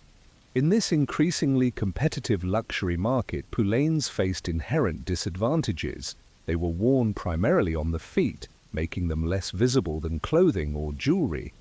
They served no practical function, unlike armor or fine weapons. Most problematically, their extreme impracticality made them unsuitable for many social occasions, where wealthy individuals wanted to display their status. The changing nature of aristocratic life also worked against Poullain fashion. The late medieval period saw increasing emphasis on active pursuits, hunting, dancing, military training, that were simply incompatible with extremely elongated footwear. Young nobles who wanted to participate fully in court life found that Poullains severely limited their options, making it difficult to engage in the physical activities that demonstrated masculine prowess and social competence. Queen Anne of Bohemia, whose early enthusiasm had helped establish Poullain fashion in England, gradually reduced her own wearing of extreme styles during the 1390s. Her later footwear, while still fashionably pointed, featured more moderate extensions that allowed for greater mobility and comfort. This shift in royal preference sent signals throughout the fashion-conscious aristocracy that extreme Poullains were no longer necessary for social advancement. The regulatory framework established in the 1380s had also created unintended consequences that ultimately worked against Poullain fashion. By codifying acceptable shoe lengths for different social ranks, the regulations had transformed Poullains from symbols of individual creativity and wealth into markers of bureaucratic compliance. The spontaneous competition for increasingly extreme styles that had driven early Poullain development was replaced by conformity to officially prescribed standards. Moreover, the regulatory system had spawned a complex enforcement bureaucracy that many nobles found intrusive and undignified. Royal inspectors who measured shoe lengths at public events represented the kind of petty governmental interference that contradicted aristocratic values of personal autonomy and social privilege. Many wealthy individuals began to see poulain compliance as a form of submission to royal authority that was incompatible with their status and independence. Brother Marcus, now serving as abbot of St. Bartholomew's Abbey, observed these developments with mixed feelings. The decline of poulain fashion represented a victory for the moral arguments that he and other church officials had developed in the 1380s. Yet the ultimate causes of this decline, medical problems, economic pressures, changing social patterns, had little to do with theological considerations. Fashion had proven resistant to moral instruction, but vulnerable to practical constraints. The theological implications troubled Brother Marcus in unexpected ways. If poulain fashion declined because of practical problems rather than moral awakening, what did this suggest about the relationship between divine will and human behavior? Had God worked through medical evidence and economic forces to eliminate a sinful practice, or had human folly simply run its natural course toward inevitable collapse? Master William faced more immediate concerns as demand for elaborate poulains declined through the 1450s. His workshop, which had prospered for decades on the strength of specialized poulain construction techniques, needed to adapt to changing market conditions. Some of his craftsmen possessed skills that were transferable to other forms of luxury leatherwork, but others had become so specialized in poulain production that they faced unemployment as the fashion faded. William began diversifying his workshop's production, developing new lines of more conventional luxury footwear that incorporated some of the decorative techniques pioneered for poulain construction. He also began accepting commissions from rural nobles who had arrived late to poulain fashion and were unaware of its declining status in London's style hierarchy. These provincial customers provided temporary revenue, but William recognized that they represented the last stage of a fashion cycle that was nearing its end. The final blow to poulain fashion came from an unexpected direction: the emergence of a completely opposite style that celebrated width rather than length. The duckbill shoe, supposedly popularized by Charles VIII of France to accommodate his six-toed feet, featured extremely broad, flat toes that made poulains appear not just impractical, but aesthetically obsolete. This new fashion spread with remarkable speed through European courts, driven by the same mechanisms of competitive display and social emulation that had sustained poulain popularity. Yet duckbill shoes offered significant advantages over their pointed predecessors. They were more comfortable, more practical for walking and dancing, and provided opportunities for decorative treatment that poulains could not match. The transition from pointed to broad shoes was not immediate or uniform. Fashion-conservative regions continued to produce and wear poulains well into the 16th century, while progressive courts had abandoned them by the 1480s. This geographic variation created awkward situations when representatives from different regions encountered each other at diplomatic or commercial gatherings, with poulain wearers appearing outdated and unsophisticated compared to their duckbill-shod counterparts. By 1500, poulain production had virtually ceased in major European fashion centers. Master William's workshop had long since converted to producing duckbill shoes and other contemporary styles, though he maintained a few poulain patterns for occasional special orders from elderly customers who preferred familiar styles. Specialized knowledge and techniques that had been developed for poulain construction were gradually lost as craftsmen retired or died without passing on skills that were no longer commercially valuable. Brother Marcus, reflecting on the poulain phenomenon in his final years, concluded that it represented a perfect example of the vanity and transience that characterized all worldly concerns. The fashion that had once seemed so important, inspiring legislation, theological treatises, and social upheaval, had simply faded away, leaving behind only medical problems and faded memories. Yet the legacy of Pulain fashion extended far, beyond the specific shoes themselves. The regulatory framework developed to control Pulain excesses established precedents for government intervention in personal fashion choices that would influence European law for centuries. The theological arguments developed against Pulain contributed to broader church teaching about the relationship between fashion and morality. The medical evidence documented by physicians like Dr. Hugh laid groundwork for understanding the health consequences of impractical footwear. Most significantly, the rise and fall of Pulain fashion demonstrated the power of market forces, social pressure, and practical constraints to shape human behavior in ways that neither moral instruction nor governmental regulation could effectively control. This lesson would prove increasingly relevant as European society became more commercialized, more fashion-conscious, and more resistant to traditional forms of authority. As Master William closed his workshop for the final time in 1502, he reflected on the strange trajectory that had defined his career. He had spent decades perfecting techniques for creating footwear that was simultaneously magnificent and useless, responding to customer demands that defied both common sense and divine law.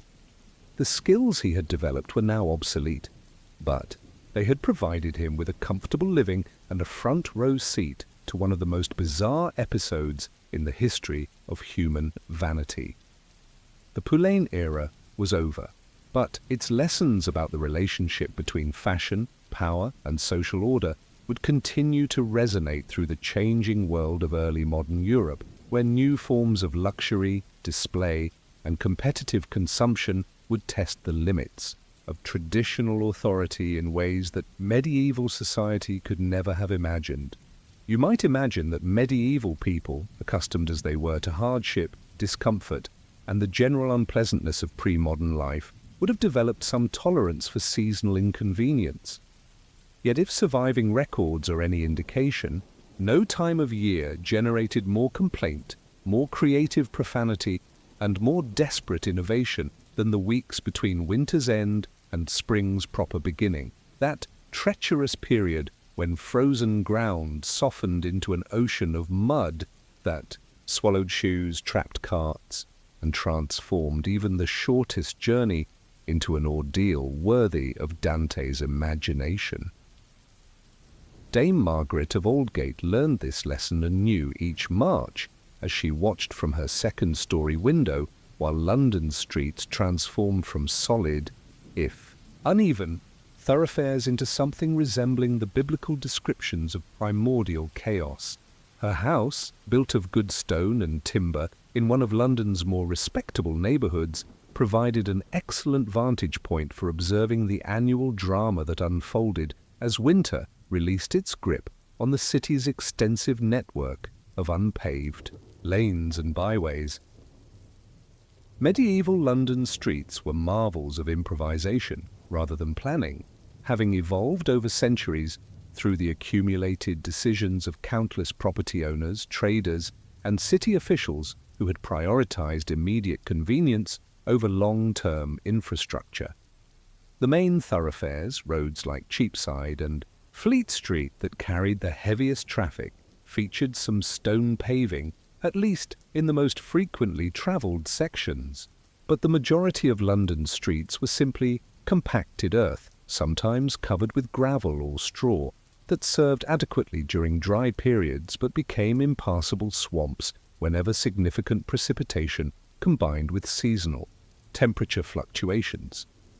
The transition from winter to spring created particularly challenging conditions because it involved not just rain or snow, but the simultaneous melting of accumulated winter ice and the softening of ground that had been frozen solid for months. Streets that had provided firm footing when temperatures remained below freezing became treacherous quagmires as soon as warming weather allowed frost to leave the soil. What had been solid, if slippery, surfaces in February became knee-deep mud by early March. Dame Margaret had lived in London long enough to recognise the signs of approaching mud season. The first warm days, welcomed by everyone after months of winter cold, carried ominous implications for anyone who needed to venture outside. When temperatures rose enough to melt ice but remained cool enough to prevent rapid evaporation, the result was inevitable. Accumulated precipitation would combine with thawed soil to create conditions that made normal movement nearly impossible. The process typically began in late February or early March, when daytime temperatures rose above freezing, but nighttime cold continued to create freeze-thaw cycles that broke down whatever rudimentary paving existed on most streets. Ice formation in street cracks expanded and loosened stone paving, while repeated freezing and thawing turned compacted earth into loose, muddy soil that mixed with melted snow and early spring rains to create a substance with the consistency of thick porridge. Within days, London's streets would become virtually impassable for anyone wearing conventional footwear. The mud could reach depths of 6 inches or more in the worst areas, and its consistency made movement exhausting and treacherous. Each step required considerable effort to extract one's foot from the clinging muck, while the slippery surface made falls common and sometimes dangerous. Dame Margaret's own experience of mud season was complicated by her position as a widow of some means who maintained an active role in London's commercial community. Her late husband had been a successful wool merchant, and she continued to manage several properties and business relationships that required regular travel through the city. Unlike wealthy nobles who could remain in their townhouses until conditions improved, or poor labourers who simply accepted discomfort as part of life, Dame Margaret occupied a middle position that made mud season particularly frustrating.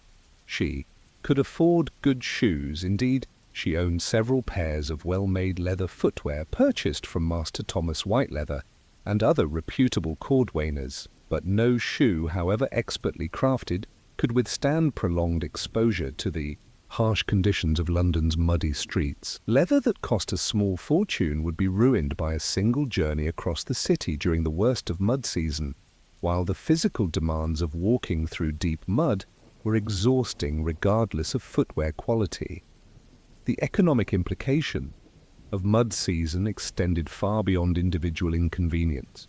Commerce slowed dramatically during the worst weeks as merchants found it difficult to transport goods through streets that could swallow cartwheels to their hubs. Market activity diminished as both sellers and buyers postponed non-essential transactions until conditions improved. Even essential services, food distribution, medical care, religious observances, faced significant disruption when normal movement became nearly impossible. Dame Margaret's wool business suffered particularly during mud season because her inventory required regular inspection and her customers expected consistent availability regardless of weather conditions. Wool merchants from the countryside, who typically made weekly trips to London markets, would sometimes cancel visits entirely rather than risk valuable loads on impassable roads. This disrupted supply chains and created artificial scarcities that drove up prices and frustrated customers who had planned their own production schedules around regular deliveries. The human cost was equally significant. Elderly people and those with physical limitations found themselves effectively housebound during the worst periods, unable to navigate streets that challenged even healthy adults. Children faced particular dangers, as their shorter stature made them more vulnerable to falling in deep mud, while their lighter weight provided less traction on slippery surfaces. Every year brought reports of serious injuries and occasionally deaths resulting from mud-related falls and accidents. The city's response to mud season reflected both the limitations of medieval urban planning and the creative problem-solving that characterized pre-modern life. London's authorities had developed various strategies for managing the annual crisis, but these were necessarily reactive rather than preventive, addressing symptoms rather than underlying causes. The most common Temporary solution was the distribution of straw, sawdust, or other absorbent materials on the worst sections of major streets. Property owners were often required to provide these materials for the sections of street adjacent to their buildings, creating a patchwork system where well-maintained stretches alternated with neglected areas depending on the resources and civic-mindedness of individual landowners. Wooden planks were sometimes laid down to create temporary walkways across the worst mud, though these required constant maintenance and often became slippery hazards in their own right. The planks had to be removed before they rotted or were stolen for fuel, and their installation was labor-intensive work that required city resources already stretched thin by the demands of managing other seasonal problems. More ambitious project involved the importation of gravel or stone to create permanent improvements to street surfaces, but such work was expensive and could only address limited areas. Priority was given to the most economically important thoroughfares, the streets that connected major markets, the routes used by royal officials, and the pathways that linked London to the rest of England through its gates and bridges. Master Geoffrey the carpenter had developed a small but profitable sideline business creating wooden platforms and walkways for wealthy customers who needed to maintain mobility during mud season. His workshop, located near the London Bridge, produced everything from simple planks that could be laid temporarily across muddy sections to elaborate portable bridges that could span the worst areas entirely. Geoffrey's most sophisticated creation was a modular walkway system commissioned by the Mercers Guild for use in the Cheapside market area. The system consisted of interlocking wooden panels that could be quickly assembled to create elevated pathways above the mud. The panels were designed to be lightweight enough for easy installation, but sturdy enough to support heavy foot traffic, and even small carts. The engineering challenges were considerable. The walkways needed to be stable on uneven, muddy surfaces that shifted constantly as people and animals moved across them. They had to be high enough to clear the worst mud, but low enough to allow easy access. Most importantly, they needed to be removable, since permanent installation would interfere with other street uses and would be prohibitively expensive. Geoffrey's solution involved a system of adjustable wooden legs that could accommodate varying mud depths and uneven surfaces. The legs were connected to platform sections using joints borrowed from shipbuilding techniques, allowing the entire structure to flex slightly with movement while maintaining overall stability. The surfaces were scored to provide traction, and the edges were raised slightly to prevent users from slipping off into the surrounding mud. But even these ingenious solutions addressed only the symptoms of mud season rather than its underlying causes. The fundamental problem was that medieval cities had developed organically over centuries without comprehensive planning for drainage, street construction, or seasonal maintenance. Streets had been established based on property boundaries, historical accident, and immediate convenience rather than long-term functionality. Dame Margaret often contemplated this systemic failure as she watched from her window while neighbours struggled through the seasonal ordeal. London was one of the largest and wealthiest cities in Europe, home to successful merchants, skilled craftsmen, and even members of the royal court. Yet each spring, this sophisticated urban society was reduced to near paralysis by conditions that transformed basic transportation into a major undertaking. The irony was particularly acute, given the enormous human effort and resources that had been devoted to other aspects of urban development. London's churches were architectural marvels that demonstrated sophisticated engineering and artistic achievement. The city's commercial infrastructure, its markets, warehouses, and financial institutions represented centuries of accumulated expertise in managing complex economic relationships. Yet the basic problem of moving people and goods through the streets during wet weather remained unsolved. Part of the difficulty lay in the nature of medieval decision-making processes.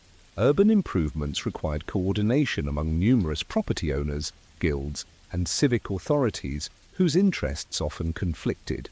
A street improvement that benefited merchants might burden craftsmen.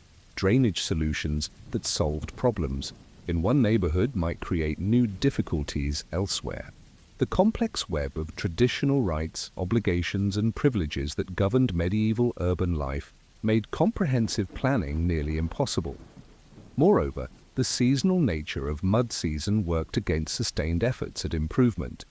During the dry months of summer and the frozen conditions of winter, London's streets functioned adequately.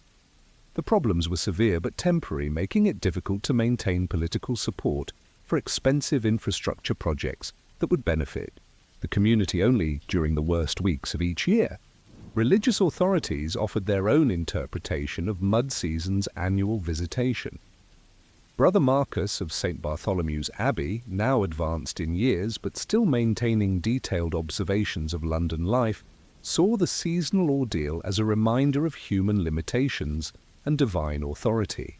In his view, the inability of even wealthy, sophisticated urbanites to overcome the basic challenge of muddy streets demonstrated the futility of human pride and the importance of accepting earthly discomfort with Christian patience. Yet Brother Marcus also recognized the practical problems that mud season created for religious observance. Church attendance dropped dramatically during the worst weeks as parishioners found it difficult to navigate the streets in appropriate clothing. Religious processions and ceremonies had to be modified or postponed when conditions made normal movement impossible. Even the essential work of caring for the poor and sick was hampered by transportation difficulties that prevented clergy and lay volunteers from reaching those in need. The monastery's own operations were significantly affected by seasonal conditions. St. Bartholomew's Abbey maintained extensive business relationships with suppliers throughout London and the surrounding countryside. The monks operated a scriptorium that produced illuminated manuscripts for wealthy customers, managed agricultural properties that required regular oversight, and provided various services to the surrounding community. All of these activities were disrupted when mud season made travel dangerous and exhausting. As Dame Margaret continued her seasonal vigil from her window, watching the familiar drama unfold in the streets below, she found herself wondering whether future generations would find better solutions to problems that seemed to defeat the considerable ingenuity of her own age. Surely, she thought, human creativity and determination could eventually overcome the simple challenge of providing reliable transportation through urban areas, regardless of weather conditions. Yet she was also aware that mud season represented just one aspect of a broader set of challenges that faced anyone attempting to live comfortably in medieval cities. The same factors that created muddy streets, inadequate drainage, poor construction materials, limited coordination among different authorities also contributed to problems with sanitation, fire safety, and disease control that made urban life precarious in ways that modern people could barely imagine. The seasonal cycle of freezing, thawing, and muddy conditions would continue to challenge London's residents for generations, testing their patience, ingenuity, and determination year after year. But it would also inspire innovations in footwear, construction techniques, and urban planning that would gradually improve the quality of urban life, one small adaptation at a time. The development of pattens, those wooden platform shoes that lifted medieval feet above the treacherous mud, represented one of humanity's most practical responses to the annual ordeal of spring street conditions. Yet these ingenious devices, while solving the immediate problem of keeping shoes clean and dry, created their own set of challenges that would reshape medieval notions of mobility, social status, and the relationship between fashion and function. Master Edmund the pattern maker had established his workshop in a narrow alley off Shoe Lane sometime in the 1380s, just as the demand for mud protection footwear was beginning to transform from seasonal convenience into year-round necessity. Edmund was not, strictly speaking, a shoemaker. His craft existed in the undefined borderland between carpentry, leatherwork, and engineering that characterized many medieval trades that emerged to solve specific practical problems. The basics concept of patterns was elegantly simple. Create a platform that would elevate the wearer's ordinary shoes above the mud using materials and construction techniques that could withstand the harsh conditions of medieval streets while remaining light enough for practical use. Yet the execution of this concept required solving numerous technical challenges that pushed the boundaries of available materials and manufacturing techniques. Edmund's workshop was a marvel of specialized tools and techniques that would have been unrecognizable to conventional craftsmen. Where shoemakers worked primarily with leather and traditional sewing implements, Edmund employed the tools of a carpenter, saws, planes, chisels, and drilling devices, alongside the leatherworking equipment needed for the straps and fastenings that secured patterns to ordinary shoes. The wood selection process was crucial to pattern construction. Most London pattern soles were constructed of alder, willow, or poplar wood, species chosen for their combination of lightness, durability, and resistance to moisture. The wood had to be seasoned properly to prevent cracking and warping, yet it needed to retain enough flexibility to accommodate the stresses of walking on uneven surfaces. The basic pattern consisted of a wooden sole, shaped roughly to match the outline of a human foot, raised above the ground by wooden supports, or iron rings that provided clearance above the mud. The height of this elevation was a critical design parameter. Too low, and the pattern would not clear the worst mud. Too high, and it would become unstable and dangerous for normal walking. Edmund's standard design elevated the wearer approximately 4 inches above ground level, achieved through a combination of wooden risers and iron rings attached to the sole. The risers were carefully positioned to provide stability while minimizing the weight of the overall structure. The iron rings, typically 2 or 3 per pattern, were forged by local blacksmiths according to Edmund's specifications and provided the primary ground contact points. The attachment system presented particular engineering challenges. The patterns had to be secured firmly enough to remain in place during vigorous walking, yet they needed to be removable for indoor use and maintenance. Leather or cloth bands were stretched across the top of the pattern and secured around the wearer's existing shoes, but the fastening mechanisms required careful design to prevent the bands from loosening during use. Edmund experimented with various buckle designs, toggle systems, and even primitive lacing arrangements before settling on a combination approach that provided both security and convenience. The primary attachment consisted of leather bands that wrapped around the heel and across the instep, secured with iron buckles that could be quickly fastened or released. Secondary straps provided additional security for users who needed to traverse particularly challenging terrain. The manufacturing process required coordination between Edmund's workshop and several other craftsmen throughout London. The wooden components were shaped and finished in Edmund's shop, using techniques borrowed from furniture making and wheelwright work. The iron rings and buckles were produced by blacksmiths who specialized in small, precision ironwork. The leather straps were cut and finished by leather workers who understood the specific requirements of outdoor use. Quality control was essential because pattern failure could result in serious injury.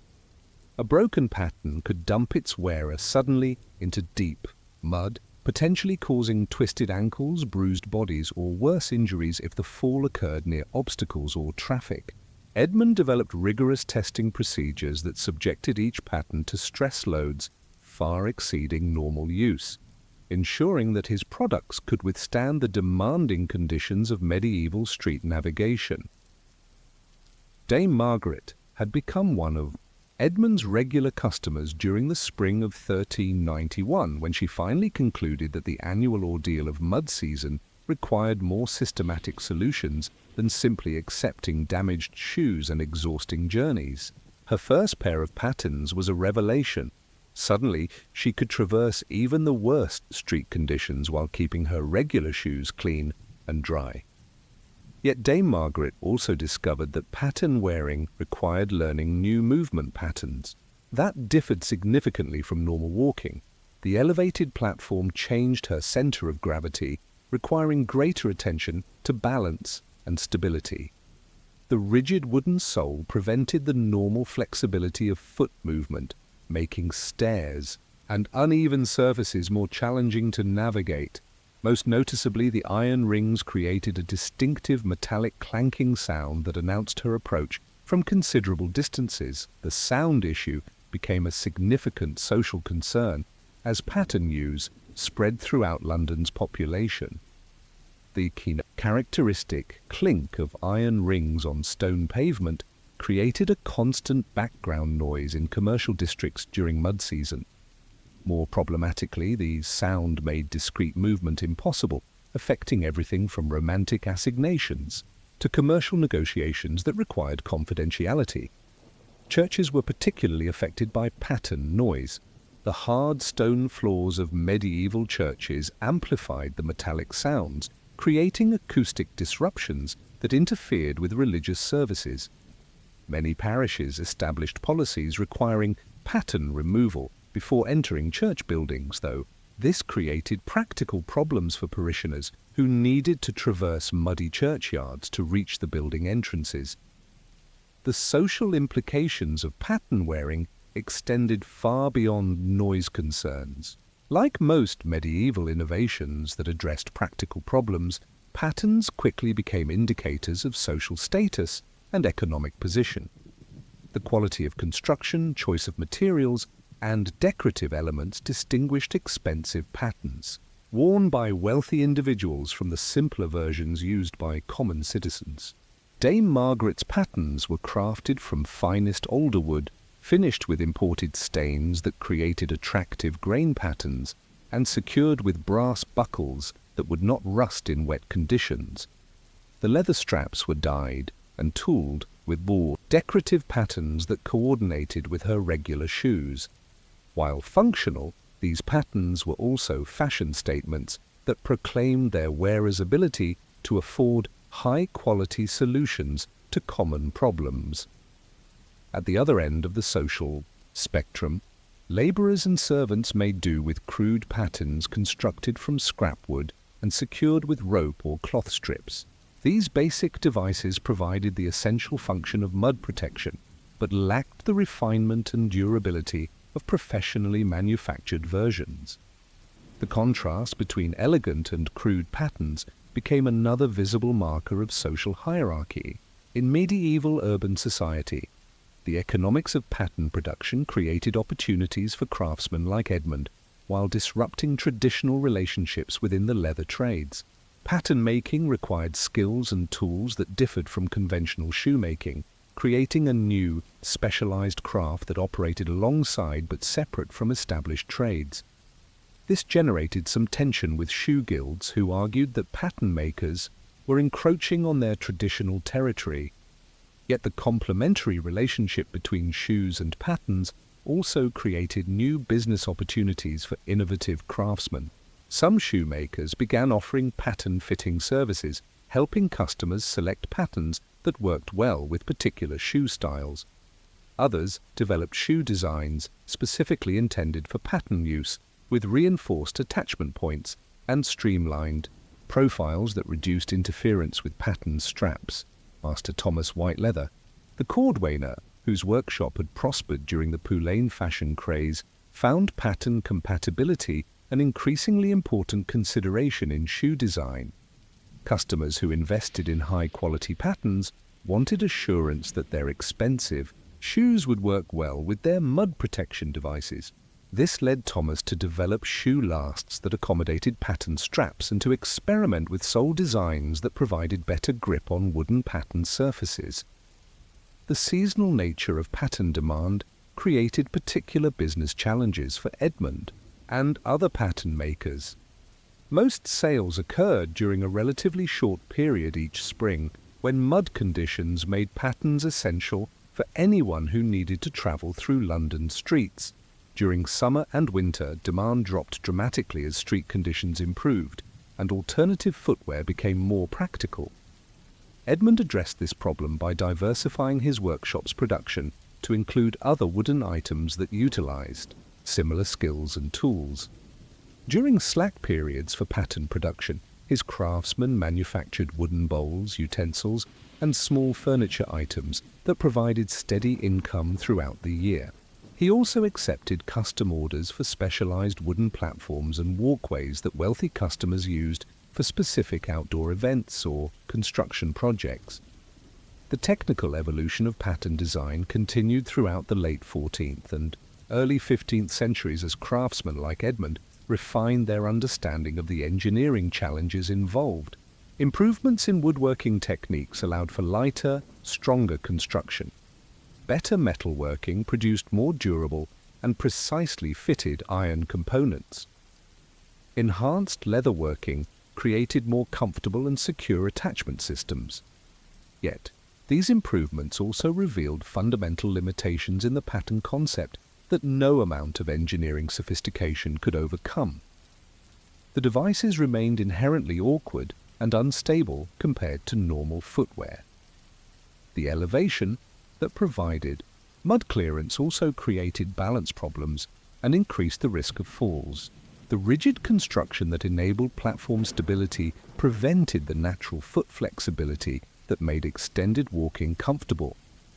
Most significantly, patterns represented a reactive solution to street conditions rather than a proactive improvement of urban infrastructure.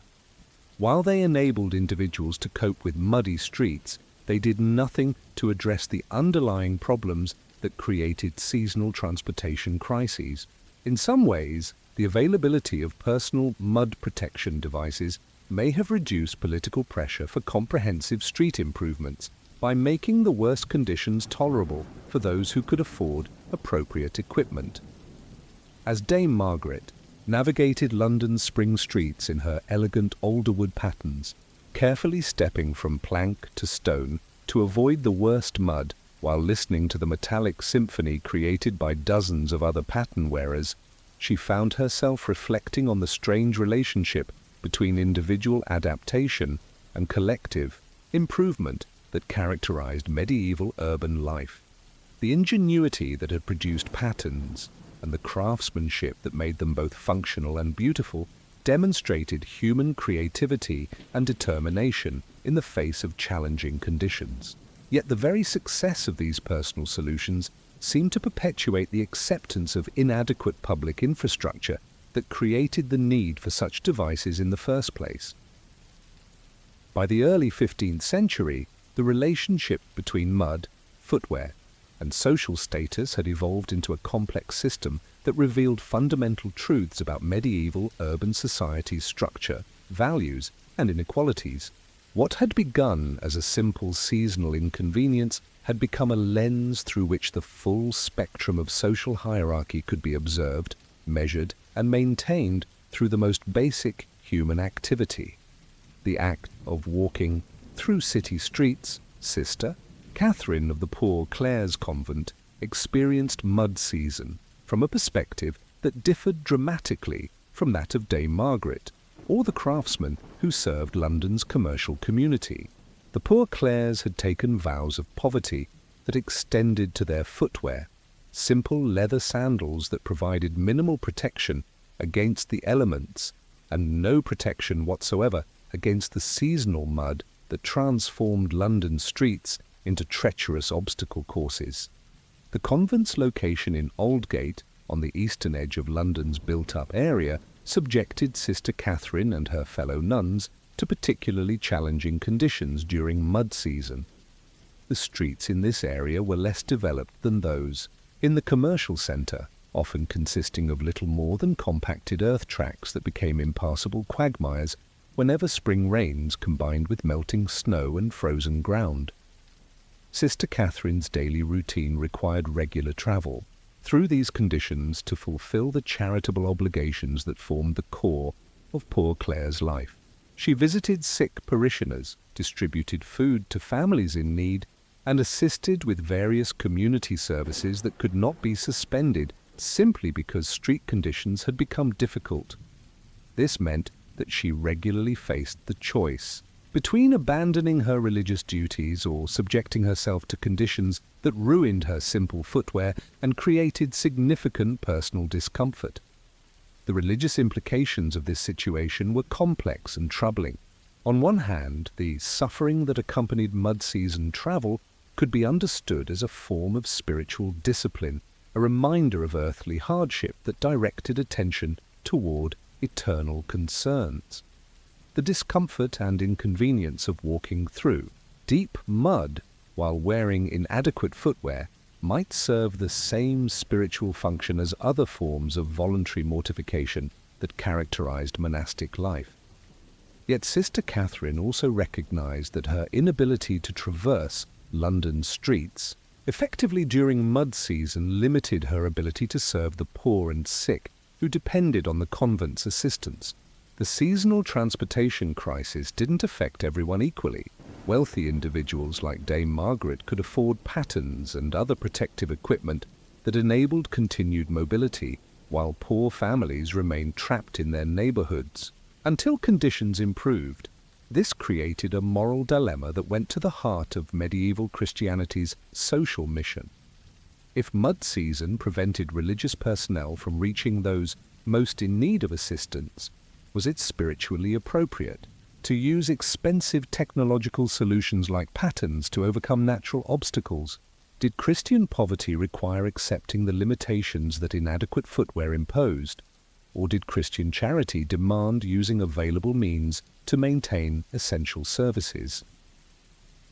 The convent's solution reflected the practical theology that characterized most medieval religious institutions. Sister Catherine and her colleagues were permitted to wear pattens during the worst periods of mud season, but only simple, undecorated versions that could not be confused with fashionable accessories. The patterns were considered tools necessary for religious work rather than personal conveniences, and they were removed immediately upon entering the convent or any sacred space. This compromise satisfied the requirements of religious poverty, while acknowledging the practical necessities of urban ministry. Yet it also highlighted the complex relationship between social class, technological access, and mobility that characterized medieval urban society. Even those who had voluntarily renounced material possessions found themselves dependent on manufactured goods to navigate the basic challenges of city life. Young Geoffrey the apprentice occupied a different position in London's social hierarchy, one that provided him with daily exposure to the full range of responses to mud season challenges. As an apprentice to Master Edmund the pattern maker, Geoffrey observed firsthand how different social classes approached the problem of seasonal transportation difficulties. Wealthy customers like Dame Margaret treated patterns as solutions to temporary inconveniences, expensive but necessary accessories that preserved their valuable shoes and maintained their mobility during difficult periods. For these customers, the primary concerns were comfort, durability, and social appropriateness. They wanted patterns that worked effectively while making positive statements about their taste, status, and economic resources. Middle-class customers approached pattern purchase with different priorities. Master craftsmen, prosperous shopkeepers, and skilled professionals needed functional mud protection to maintain their business activities, but they also had to balance effectiveness against cost. These customers typically chose well-made but unadorned patterns that provided reliable service without unnecessary expense or ostentatious display. Working-class customers presented the most challenging requirements. Laborers, servants, and apprentices, like Geoffrey himself, needed mud protection to perform their jobs, but they had extremely limited resources to spend on specialized footwear. For these customers, Edmund's workshop produced basic patterns using cheaper materials and simpler construction techniques that provided essential functionality at affordable prices. Geoffrey's observations revealed how mud season created cascading effects throughout London's social and economic systems. The seasonal transportation crisis didn't simply inconvenience individuals, it disrupted business relationships, altered social interactions, and reinforced existing inequalities in ways that extended far beyond the immediate problems of muddy streets. Wealthy merchants who could afford quality patterns and other protective equipment maintained their business activities throughout mud season, sometimes gaining competitive advantages over rivals who were less well equipped to handle difficult conditions. Small traders who couldn't afford adequate mud protection might lose crucial weeks of business during the most challenging periods, falling behind in payments, missing market opportunities, and gradually losing ground to better-equipped competitors. The labor market was similarly affected by differential access to mud protection technology. Workers who possessed good patterns could continue their employment during mud season, while those with inadequate footwear might find themselves temporarily unemployed as employers sought reliable personnel who could navigate difficult street conditions. This seasonal pattern could have long-term career implications, as employers naturally favored workers who demonstrated consistent availability regardless of weather conditions. Master Robert the Raker, whose job involved the essential but unpleasant task of removing human and animal waste from London streets, experienced mud season from a perspective that few other city residents could appreciate. His work required constant exposure to the worst possible street conditions, often while carrying heavy loads and using tools that made normal walking difficult even under ideal circumstances. Robert's relationship with mud was complex and professional, rather than simply personal. While most Londoners saw spring mud as a temporary obstacle to normal activities, Robert understood it as part of the natural cycle that governed urban sanitation and public health. The same conditions that created transportation nightmares also helped to flush accumulated winter wastes from street surfaces, carrying away debris and filth that would otherwise create disease hazards as weather warmed. Yet Robert also recognized that mud season created particular challenges for his profession. The deep, sticky mud made it difficult to use conventional rakes and shovels effectively, while the unstable footing created safety hazards when working with waste removal equipment. Most problematically, the seasonal flooding that accompanied mud season often washed waste materials into areas where they created new sanitation problems rather than simply removing them from the urban environment. Robert's footwear requirements differed significantly from those of other city residents. While most people sought to keep their shoes clean and dry, Robert needed protection that could withstand constant exposure to the worst possible conditions while providing secure footing on treacherous surfaces.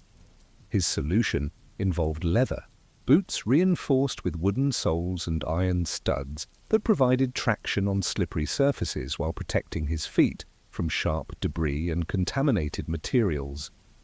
The relationship between Robert's work and the broader urban response to mud season illustrated the interconnected nature of medieval city life. Individual solutions like patterns helped people navigate difficult conditions, but they didn't address the underlying problems that created seasonal transportation crises. Comprehensive solutions required collective action and significant resource investment that went far beyond what any individual could accomplish. The city's attempts to manage mud season reflected both the limitations of medieval technology and the complex political relationships that governed urban decision-making. Street improvements required coordination among numerous property owners, guilds, and civic authorities whose interests often conflicted. Drainage projects that benefited one neighborhood might create problems elsewhere. Paving initiatives that served commercial interests might burden residential areas with increased taxes and construction disruption. Moreover, the seasonal nature of mud season worked against sustained political support for expensive infrastructure projects.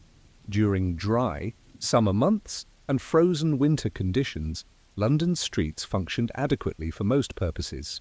The severe problems were temporary, making it difficult to maintain enthusiasm for costly improvements that would primarily benefit the community during a few weeks each year. Dame Margaret, watching the annual drama unfold from her window, had begun to recognize patterns in how different segments of London society adapted to seasonal challenges. The wealthy developed technological solutions that preserved their comfort and mobility. The poor simply endured discomfort as part of life's inevitable hardships. The middle classes sought practical compromises that balanced cost against functionality. Yet, she also observed signs of innovation and adaptation that suggested medieval urban society was gradually developing more effective responses to seasonal transportation challenges. Improved pattern designs were making mud protection more affordable and accessible. Street maintenance techniques were evolving to provide better year-round surface conditions. Most significantly, growing awareness of the economic costs of seasonal transportation disruption was creating political pressure for more comprehensive infrastructure improvements. The mud season of 1415 would prove to be a turning point in London's approach to seasonal transportation challenges, as a particularly severe combination of weather conditions created problems that exceeded the ability of individual technological solutions to address. The crisis that year would force city authorities to confront the fundamental infrastructure limitations that had created generations of seasonal ordeal, leading to innovations in urban planning and construction that would gradually transform the relationship between medieval cities and their natural environment. As Dame Margaret prepared for what she sensed would be another challenging spring, she found herself wondering whether future generations would look back on mud season as a temporary inconvenience that medieval ingenuity had eventually overcome, or as a permanent feature of urban life that required constant adaptation and acceptance. The answer would depend on developments in technology, politics, and social organization that were only beginning to emerge in the complex urban society of late medieval England. You might suppose that the act of making a shoe, taking pieces of animal hide and transforming them into protective footwear, would be among humanity's more straightforward craft activities, requiring little more than a sharp knife, a needle, and sufficient patience to join leather pieces together. Yet in the workshops of medieval Europe, shoemaking had evolved into an engineering discipline of surprising sophistication, centered around a construction technique so counterintuitive that it challenges our basic assumptions about how manufactured objects should be assembled. Master Roger of Cordwainer Street had spent 37 years perfecting the art of turn shoe construction, yet he still marveled at the elegant solution to mechanical problems that this technique represented. Every morning, as he arranged his tools and materials in the precise configuration that decades of experience had proven most efficient, Roger contemplated the genius of an anonymous craftsman who had developed a method that transformed the fundamental challenge of medieval shoemaking into an opportunity for creating footwear of unprecedented durability and comfort. The turn shoe technique derived its name from the most distinctive aspect of its construction process. Shoes were assembled completely inside out, with all seams and stitching visible on the exterior, then physically turned right side out to hide the construction details inside the finished product. This counterintuitive approach solved several critical problems that had plagued earlier shoemaking methods, while creating new possibilities for design and decoration that would influence European footwear for centuries. The historical origins of turn shoe construction remained obscure even to medieval craftsmen like Roger, who had mastered its intricacies. Archaeological evidence suggested that the technique had emerged during the early centuries of the Christian era, possibly developing from Roman military footwear that required exceptional durability under harsh field conditions. By Roger's time in the late 14th century, turn shoe construction had become the dominant method for producing high-quality leather footwear throughout northern Europe. Roger's workshop occupied a narrow building on Cordwainer Street, its 3 stories organized according to the logical sequence of turn shoe production. The ground floor housed the initial preparation work, cutting patterns, selecting leather, and preparing the wooden lasts that would shape the finished shoes. The second floor contained the sewing stations where the complex stitching work took place.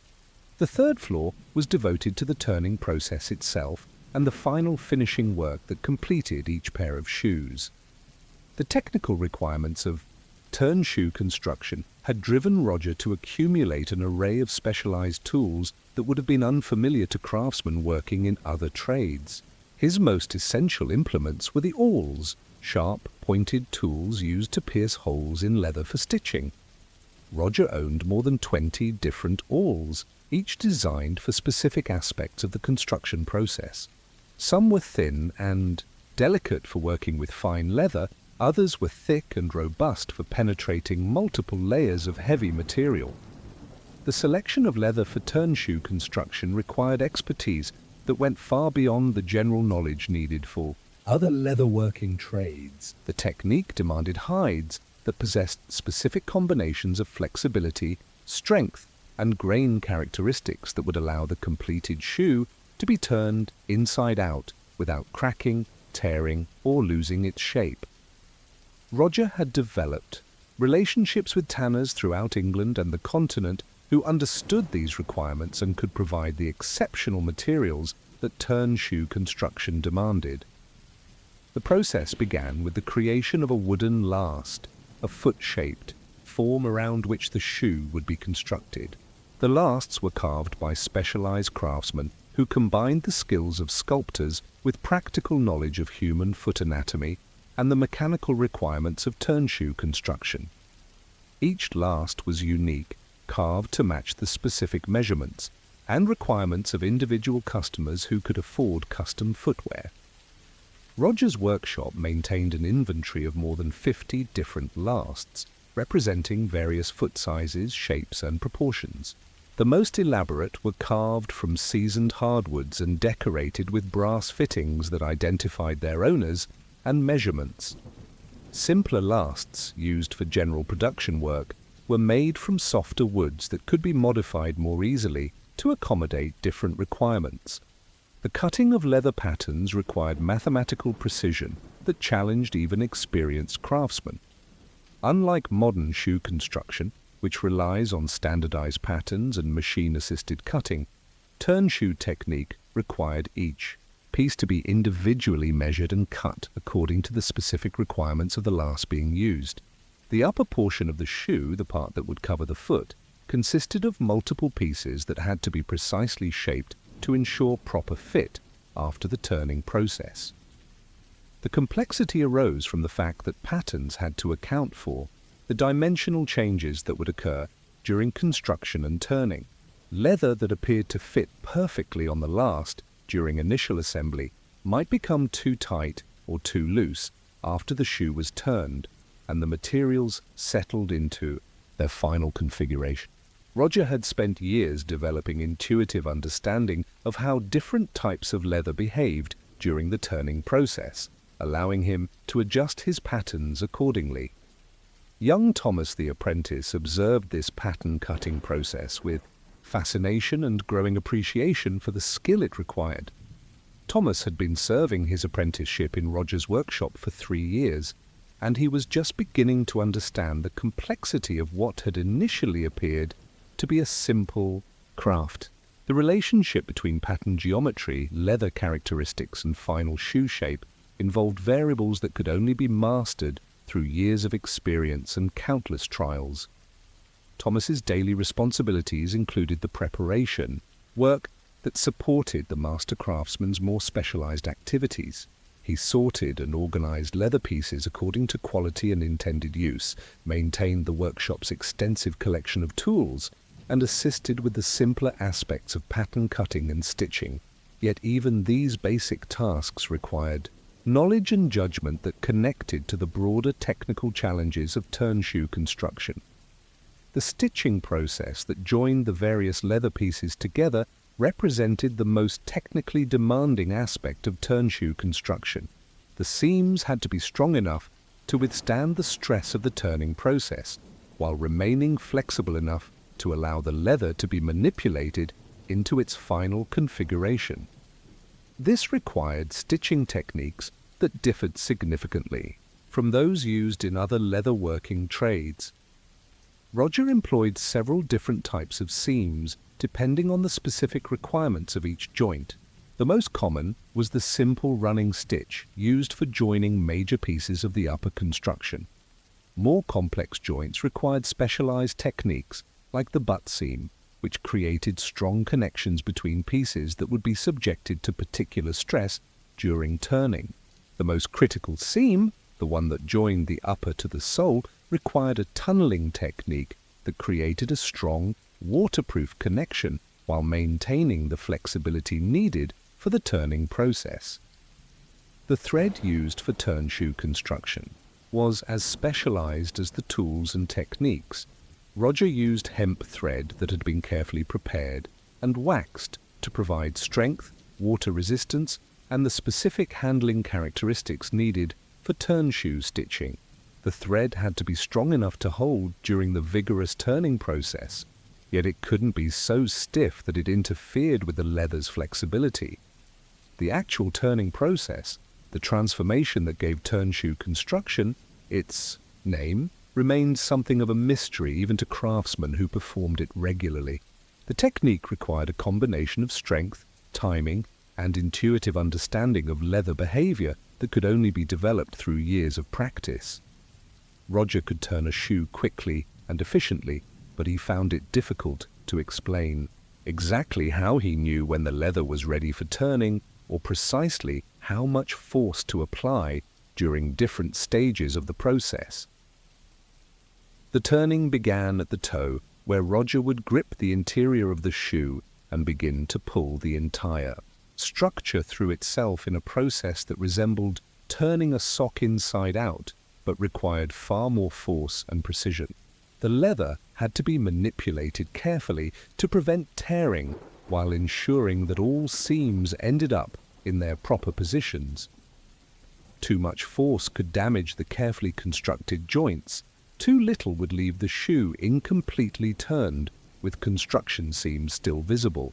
The moment of turning was critical because it determined whether weeks of careful work would result in a successful shoe or expensive waste material.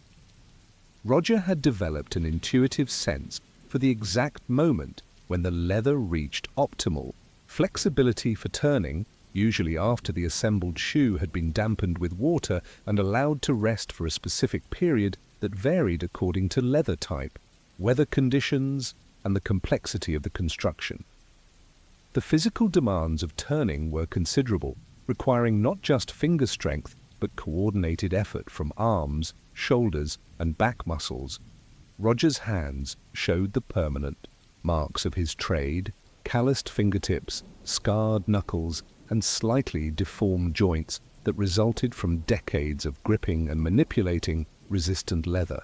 Yet he took pride in these physical reminders of his expertise, viewing them as evidence of mastery that couldn't be faked or purchased.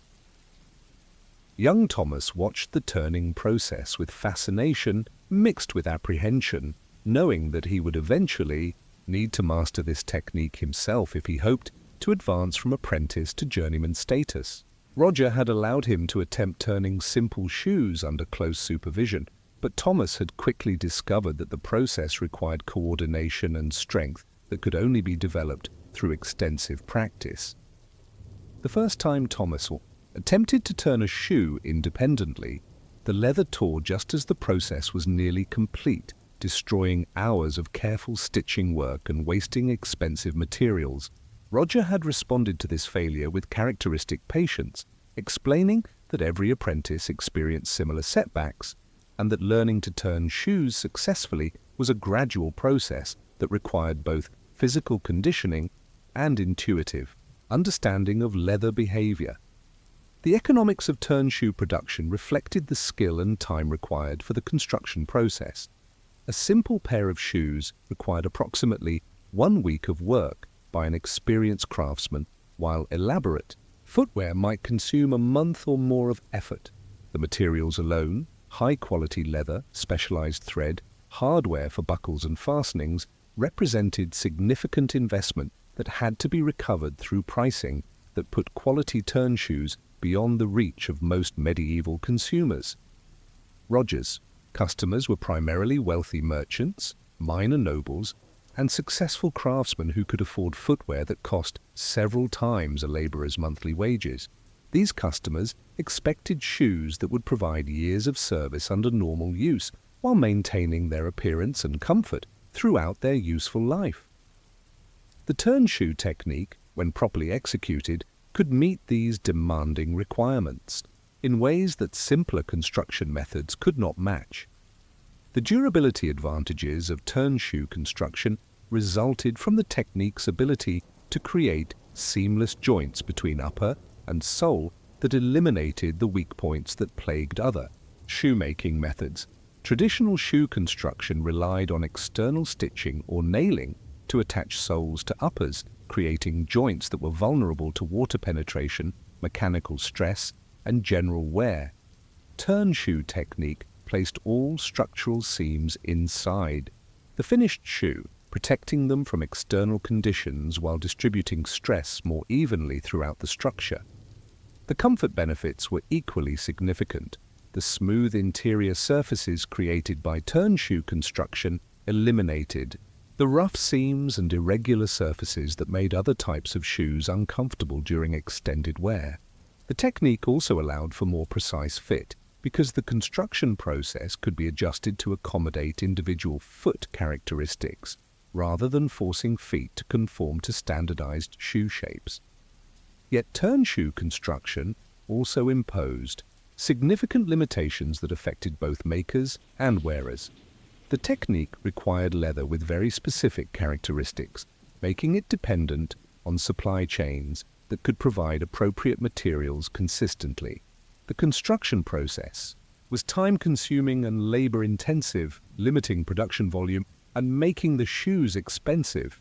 Most problematically, the turned construction made repairs difficult or impossible. Damaged turn shoes typically had to be discarded rather than mended. Master Roger had begun to notice troubling changes in the availability and quality of the specialized leathers that turn shoe construction required. Political instability in some traditional supply regions had disrupted trade relationships that his workshop had depended on for decades. Climate variations had affected the quality of hides produced in familiar locations. Most concerning, the growing demand for leather from other trades, particularly armor making and bookbinding, was creating competition that drove up prices and reduced availability of the specific grades needed for turn shoe work. These supply problems were forcing Roger to make difficult choices about which customers to serve and which projects to accept. His workshop's reputation had been built on consistent quality that depended on using only the finest materials, but the increasing scarcity and cost of appropriate leather threatened to make such standards economically unsustainable. The technical knowledge required for turn shoe construction was transmitted almost exclusively through the apprenticeship system that Roger himself had experienced decades earlier. This created both continuity and vulnerability. The technique was preserved and refined through direct transfer from master to apprentice, but it was also dependent on unbroken chains of knowledge transmission that could be disrupted by political upheaval, economic crisis, or demographic catastrophe. Roger was acutely aware of his responsibility as a link in this chain of knowledge transmission. The techniques he had learned from Master William the Cordwainer 30 years earlier represented accumulated wisdom that stretched back centuries through generations of craftsmen who had refined and perfected turn shoe construction methods. If he failed to pass this knowledge to apprentices like Thomas, centuries of innovation and refinement might be lost forever. Yet Roger also recognized that the medieval world was changing in ways that might make traditional turn shoe techniques obsolete, regardless of how well they were preserved and transmitted. New construction methods were being developed that offered different combinations of cost, durability, and manufacturing efficiency. Consumer preferences were evolving in response to changing lifestyles and economic conditions. The very foundations of medieval craft production were being challenged by innovations in trade, technology, and social organization.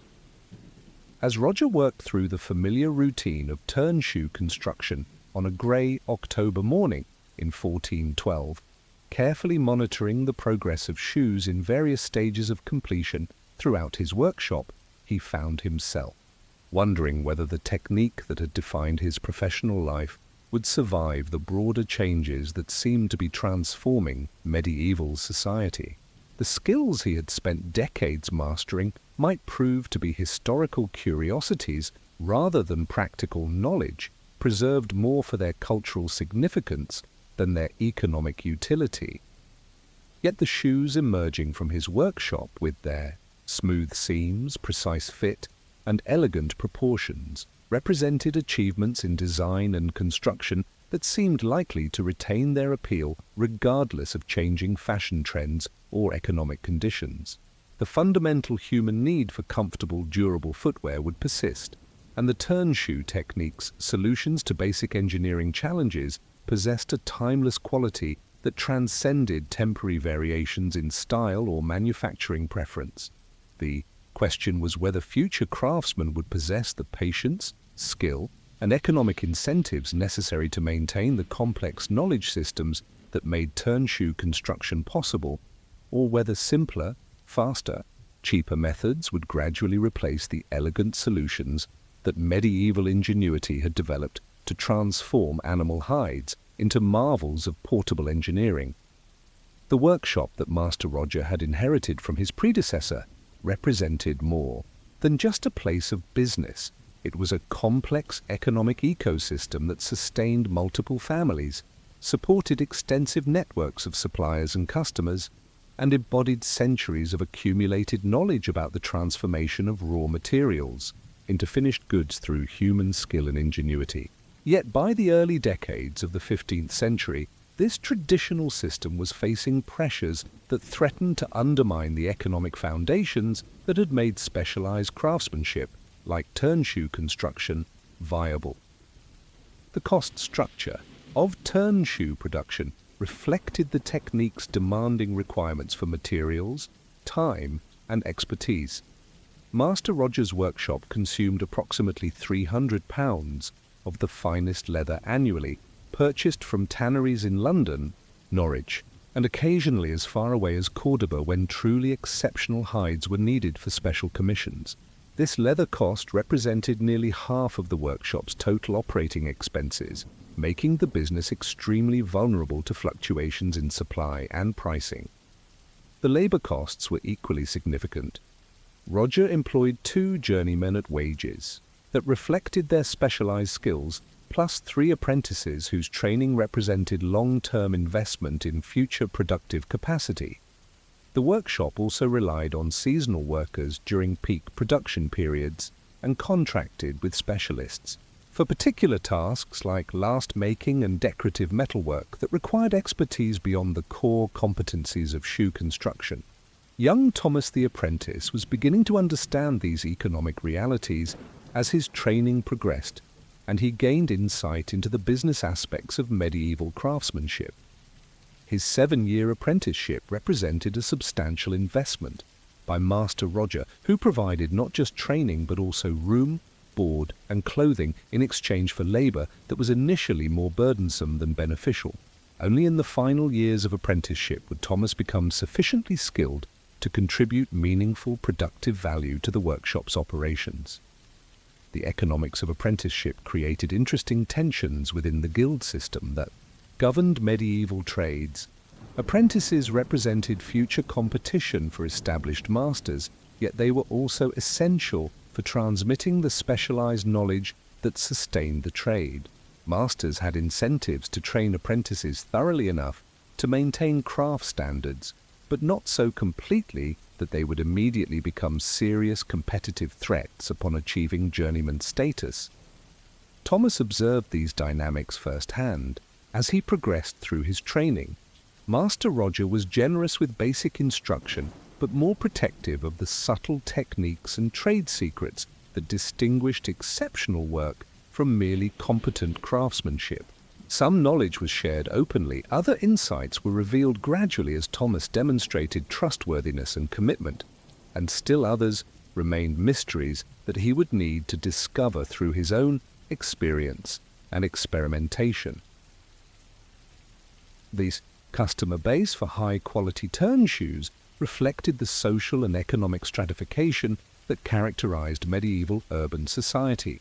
Master Roger's clients fell into several distinct categories, each with different requirements, expectations, and payment capabilities that shaped the workshop's production planning and pricing strategies. The most prestigious customers were members of the nobility and wealthy merchant families who commissioned elaborate footwear for ceremonial occasions.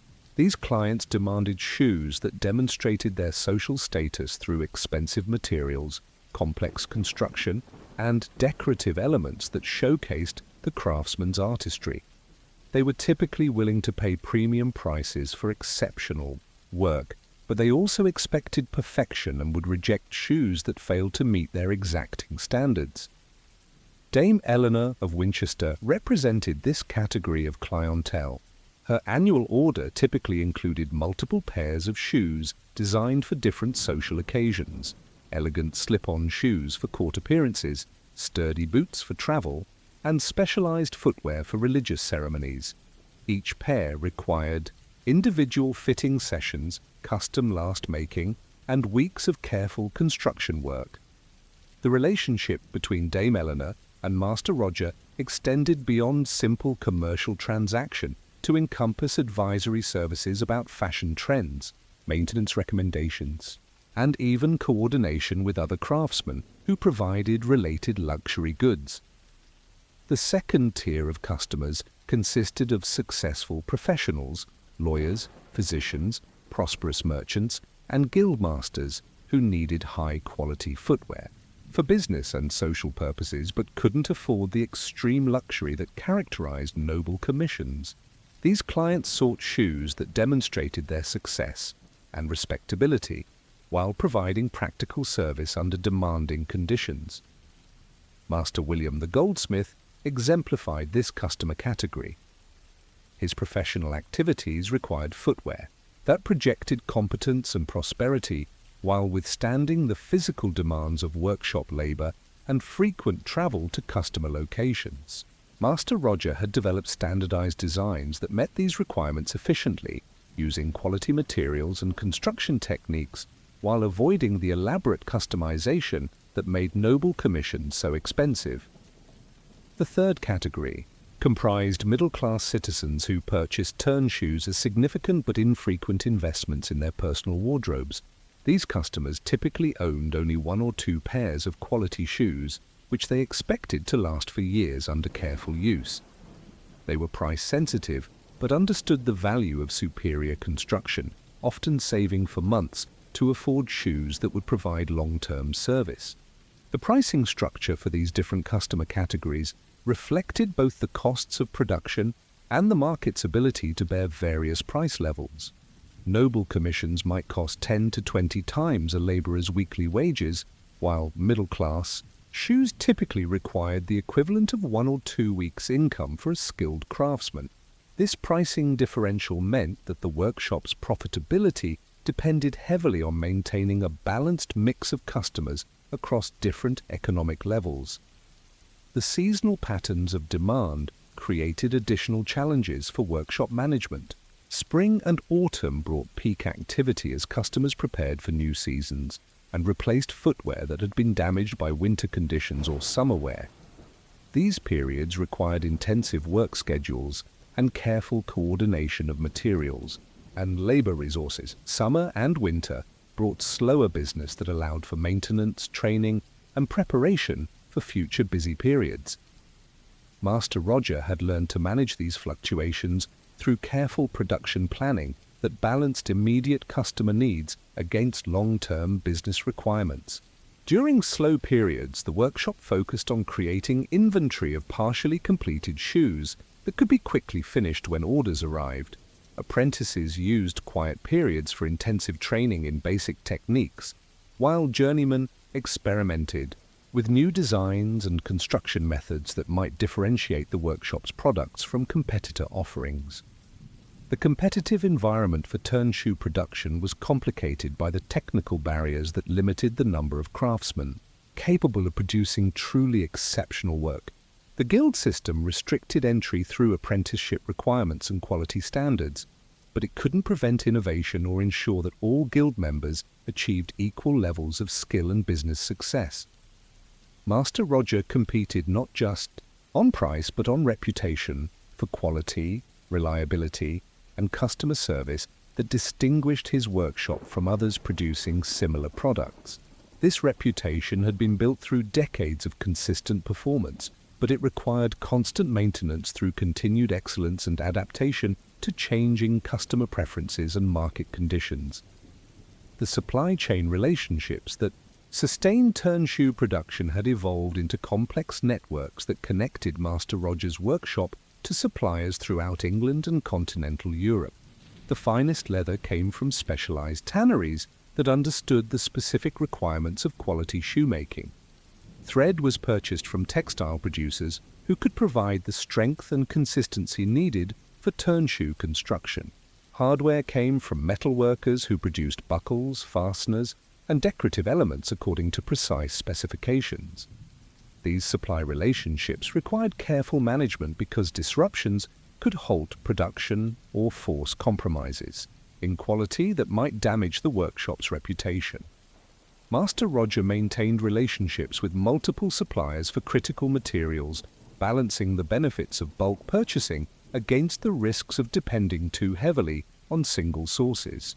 He also invested time in understanding his suppliers' businesses, visiting their facilities when possible, and maintaining personal relationships that might provide advantages during periods of scarcity or high demand.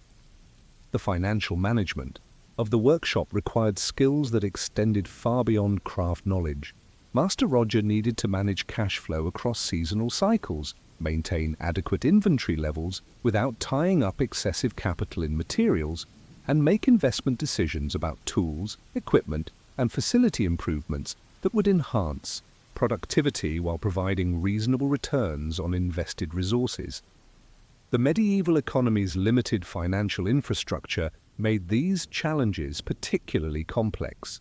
Credit arrangements were typically personal relationships based on trust and reputation rather than formal contracts backed by legal institutions. Investment capital was scarce and expensive, making workshop improvements difficult to finance. Even basic transactions often involved barter or deferred payment arrangements that complicated financial planning. Thomas was gradually learning these business realities as his apprenticeship progressed, and Master Roger began to share insights about the economic aspects of craft production. The romantic notion of craftsmanship as pure artistic expression was tempered by the practical understanding that even the most skilled artisan needed to master business fundamentals to sustain a workshop that could support multiple families and contribute to the broader economic life of medieval society. As Thomas approached the midpoint of his apprenticeship in 1414, he was beginning to contemplate the choices he would face upon completing his training. The traditional path involved working as a journeyman for several years to accumulate capital and experience before attempting to establish an independent workshop. Yet Thomas was also aware that the economic environment for specialized craftsmanship was changing in ways that might make traditional career patterns less viable for future generations. The transformation that would ultimately render turn-shoe construction obsolete began not with dramatic technological revolution, but with subtle changes in economic relationships, material availability, and consumer preferences that accumulated gradually over several decades. Master Roger, approaching his 60th year in 1425, had begun to notice these shifts in ways that suggested fundamental alterations in the medieval craft system that had shaped his entire professional life. The most visible change was the emergence of alternative shoe construction methods that challenged turn-shoe technique's dominance in quality footwear production. The welted construction method, developed in continental European workshops during the late 14th century, offered different combinations of durability, repairability, and manufacturing efficiency that appealed to both producers and consumers who had previously relied on turn shoe products. Welted construction involved attaching the upper to the sole through an intermediate strip of leather called a welt, which was stitched to both components using techniques that left the structural seams accessible on the shoe's exterior. This approach eliminated the complex turning process that was central to turn shoe technique, while creating joints that could be repaired or replaced without destroying the entire shoe. Master Roger had initially dismissed welted construction as an inferior technique that sacrificed the elegant seamlessness of turn shoe design for the sake of manufacturing convenience. Yet he couldn't ignore the practical advantages that welted shoes offered to customers who needed durable footwear that could be maintained and repaired over extended periods. Welted construction also enabled the production of heavier, more robust shoes that could withstand harsh working conditions while providing better protection for the wearer's feet. The economic implications of this competition were significant. Welted construction required less specialized skill than turn shoe technique, making it accessible to a broader range of craftsmen who could enter the quality footwear market without mastering the complex knowledge that turn shoe production demanded. The legacy of turn shoe construction would persist in the form of technical knowledge that informed later developments in footwear design and manufacturing, but its golden age was ending as medieval society evolved toward new forms of production, consumption, and social organization that would define the emerging modern world. The final years of Master Roger's career were marked by a series of small but significant changes that collectively transformed the nature of his workshop and the broader craft community of which it was part. The most visible change was the gradual conversion of workspace and equipment to accommodate welted construction alongside traditional turn shoe techniques. This required not just new tools and materials, but fundamental reorganization of workflow, patterns that had been refined over decades. Thomas, now a skilled journeyman preparing to establish his own workshop, found himself serving as the bridge between Master Roger's traditional expertise and the emerging techniques that would define the future of quality shoemaking. His position was both privileged and precarious. He possessed knowledge of turn shoe construction that was becoming increasingly rare, yet his economic survival would depend on mastering methods that his master viewed with skeptical resignation. The transformation accelerated during the harsh winter of 1427-28, when a series of supply disruptions finally convinced Master Roger that exclusive dependence on turn shoe production was no longer economically viable. The specialized leather required for quality turn shoes had become so scarce and expensive that even wealthy customers were reluctant to commission new shoes at the prices necessary to cover material costs. Dame Eleanor of Winchester, who had been one of the workshop's most loyal customers for nearly 3 decades, delivered the news that would ultimately end Master Roger's commitment to traditional techniques. During her final visit to commission turn shoes, she explained that her household expenses required economies that made luxury footwear an unaffordable indulgence. She would need to find cobbler services for repairs and might purchase simpler, less expensive shoes when replacement became necessary. This conversation forced Master Roger to confront the reality that the social and economic foundations that had sustained specialized craft production were crumbling in ways that no amount of technical expertise could overcome. The customer base that had supported quality turn shoe production was disappearing, replaced by consumers who prioritized cost and convenience over the traditional values of durability and craftsmanship. The decision to formally abandon exclusive turn shoe production came during a guild meeting in early 1428, when Master Roger announced that his workshop would begin accepting orders for welted construction shoes while maintaining limited turn shoe capability for customers who specifically requested traditional techniques. This announcement represented more than a business decision. It was acknowledgement that the medieval craft system that had shaped his entire professional life was evolving into something fundamentally different. The Guild's response to Roger's announcement reflected the broader tensions that were affecting medieval craft production throughout England. Older masters who had built their reputations on traditional techniques viewed the shift toward welted construction as a betrayal of craft standards and guild principles. Younger members welcomed the change as necessary adaptation to economic reality that would ensure the continued viability of quality shoemaking. The debate that followed revealed fundamental disagreements about the purposes and obligations of craft guilds in a changing economy. Were guilds primarily responsible for preserving traditional techniques and maintaining quality standards, or should they adapt to market conditions in ways that sustained employment and business activity for their members? Could the values that had defined medieval craftsmanship survive the transition to new production methods and economic relationships? Master Roger found himself in the uncomfortable position of defending changes that he personally regretted, but professionally recognized as necessary. His arguments emphasized practical considerations: the need to maintain income for workshop employees, the obligation to serve customers who could no longer afford traditional products, and the importance of preserving some continuity in craft knowledge even if specific techniques became obsolete. Yet Roger also acknowledged the losses that this transition represented. The patient dedication required for turn shoe construction had fostered qualities of character, precision, persistence, attention to detail, that seemed less relevant to faster, simpler production methods. The intimate knowledge of materials and processes that turn shoe technique demanded was being replaced by more superficial competencies that sacrificed depth for breadth.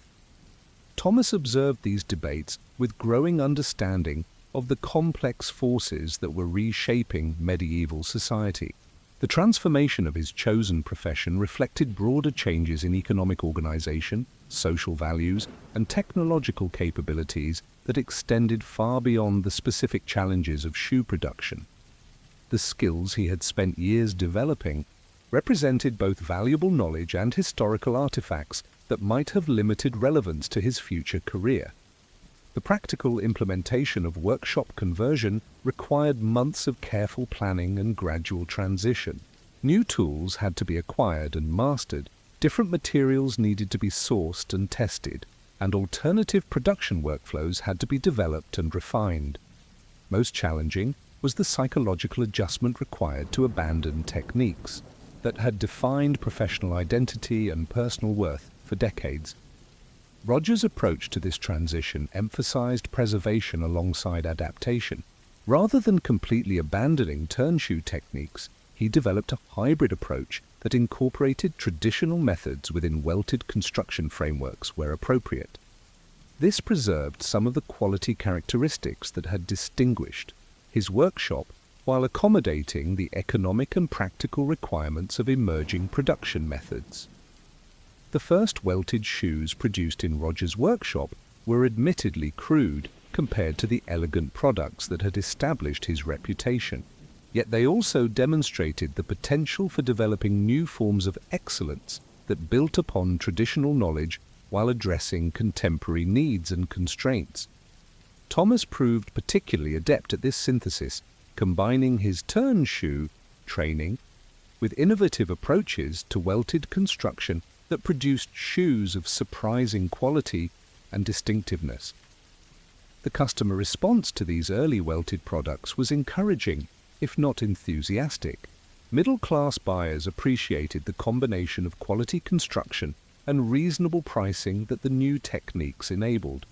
Even some wealthy customers expressed interest in shoes that offered superior repairability and longer service life, even if they lacked the seamless perfection that characterized traditional turn shoes.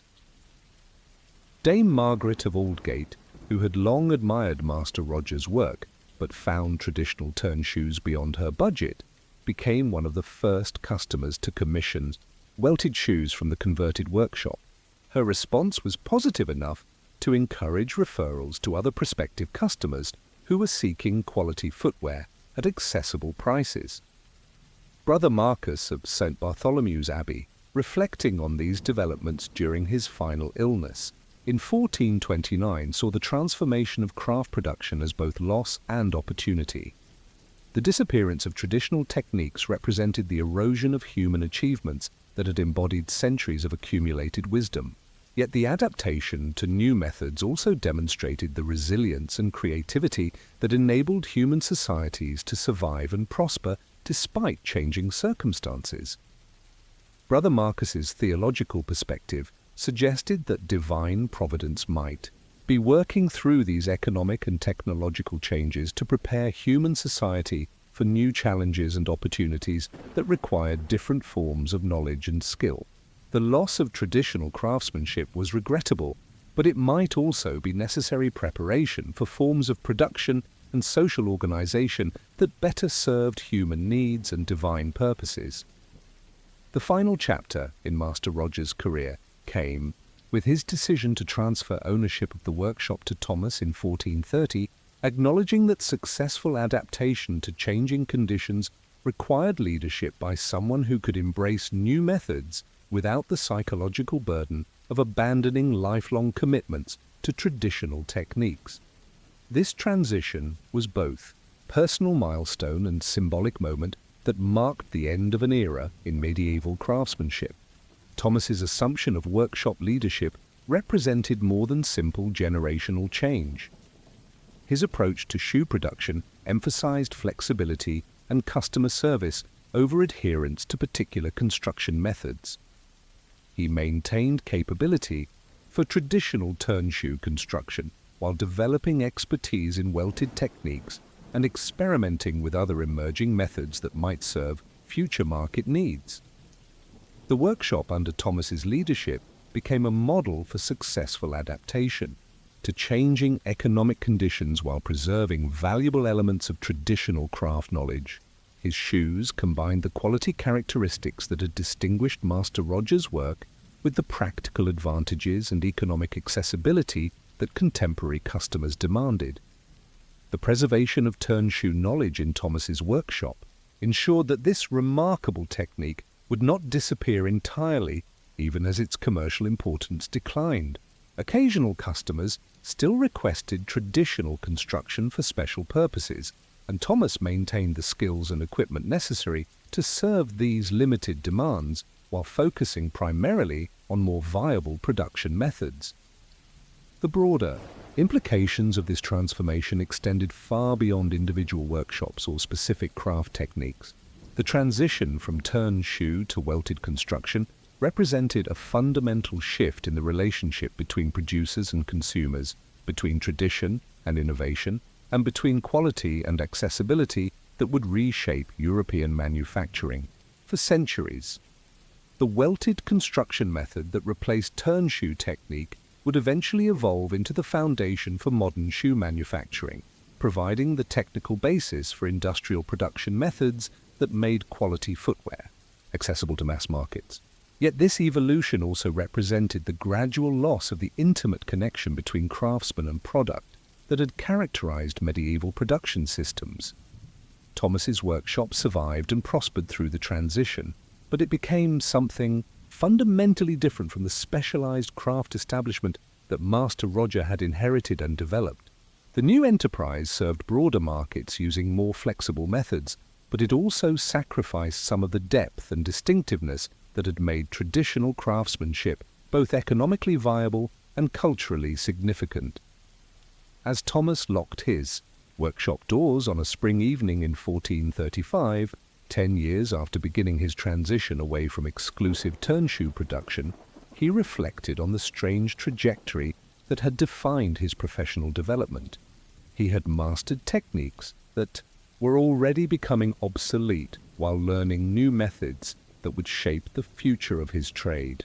His success represented both continuity and change, preservation and adaptation, tradition and innovation. The turn shoe technique that had dominated European shoemaking for centuries would continue to exist in diminished form, maintained by a small number of craftsmen who served specialized markets and preserved historical knowledge. But its era of commercial dominance was ending, replaced by methods that offered different combinations of cost, performance, and accessibility that better matched the needs of an evolving society. The medieval world that had created and sustained turnshoe construction was disappearing, transformed by changes in technology, economics, and social organization that would ultimately produce the modern European civilization. The patient craftsmanship that had characterized medieval production was giving way to faster, more efficient methods that emphasized quantity over quality and accessibility over excellence. Yet the knowledge and skills that had made turnshoe construction possible were not entirely lost. They persisted in modified form within new production systems, contributing to the technical foundation that would enable later innovations in manufacturing and design. The precision, attention to detail, and understanding of materials that turnshoe technique required remained valuable qualities that would serve craftsmen well regardless of the specific methods they employed. Master Roger's legacy lived on, not just in the shoes that continued to serve customers years after their creation, but in the knowledge he had transmitted to Thomas and other apprentices who carried forward essential insights about the transformation of raw materials into finished goods through human skill and dedication.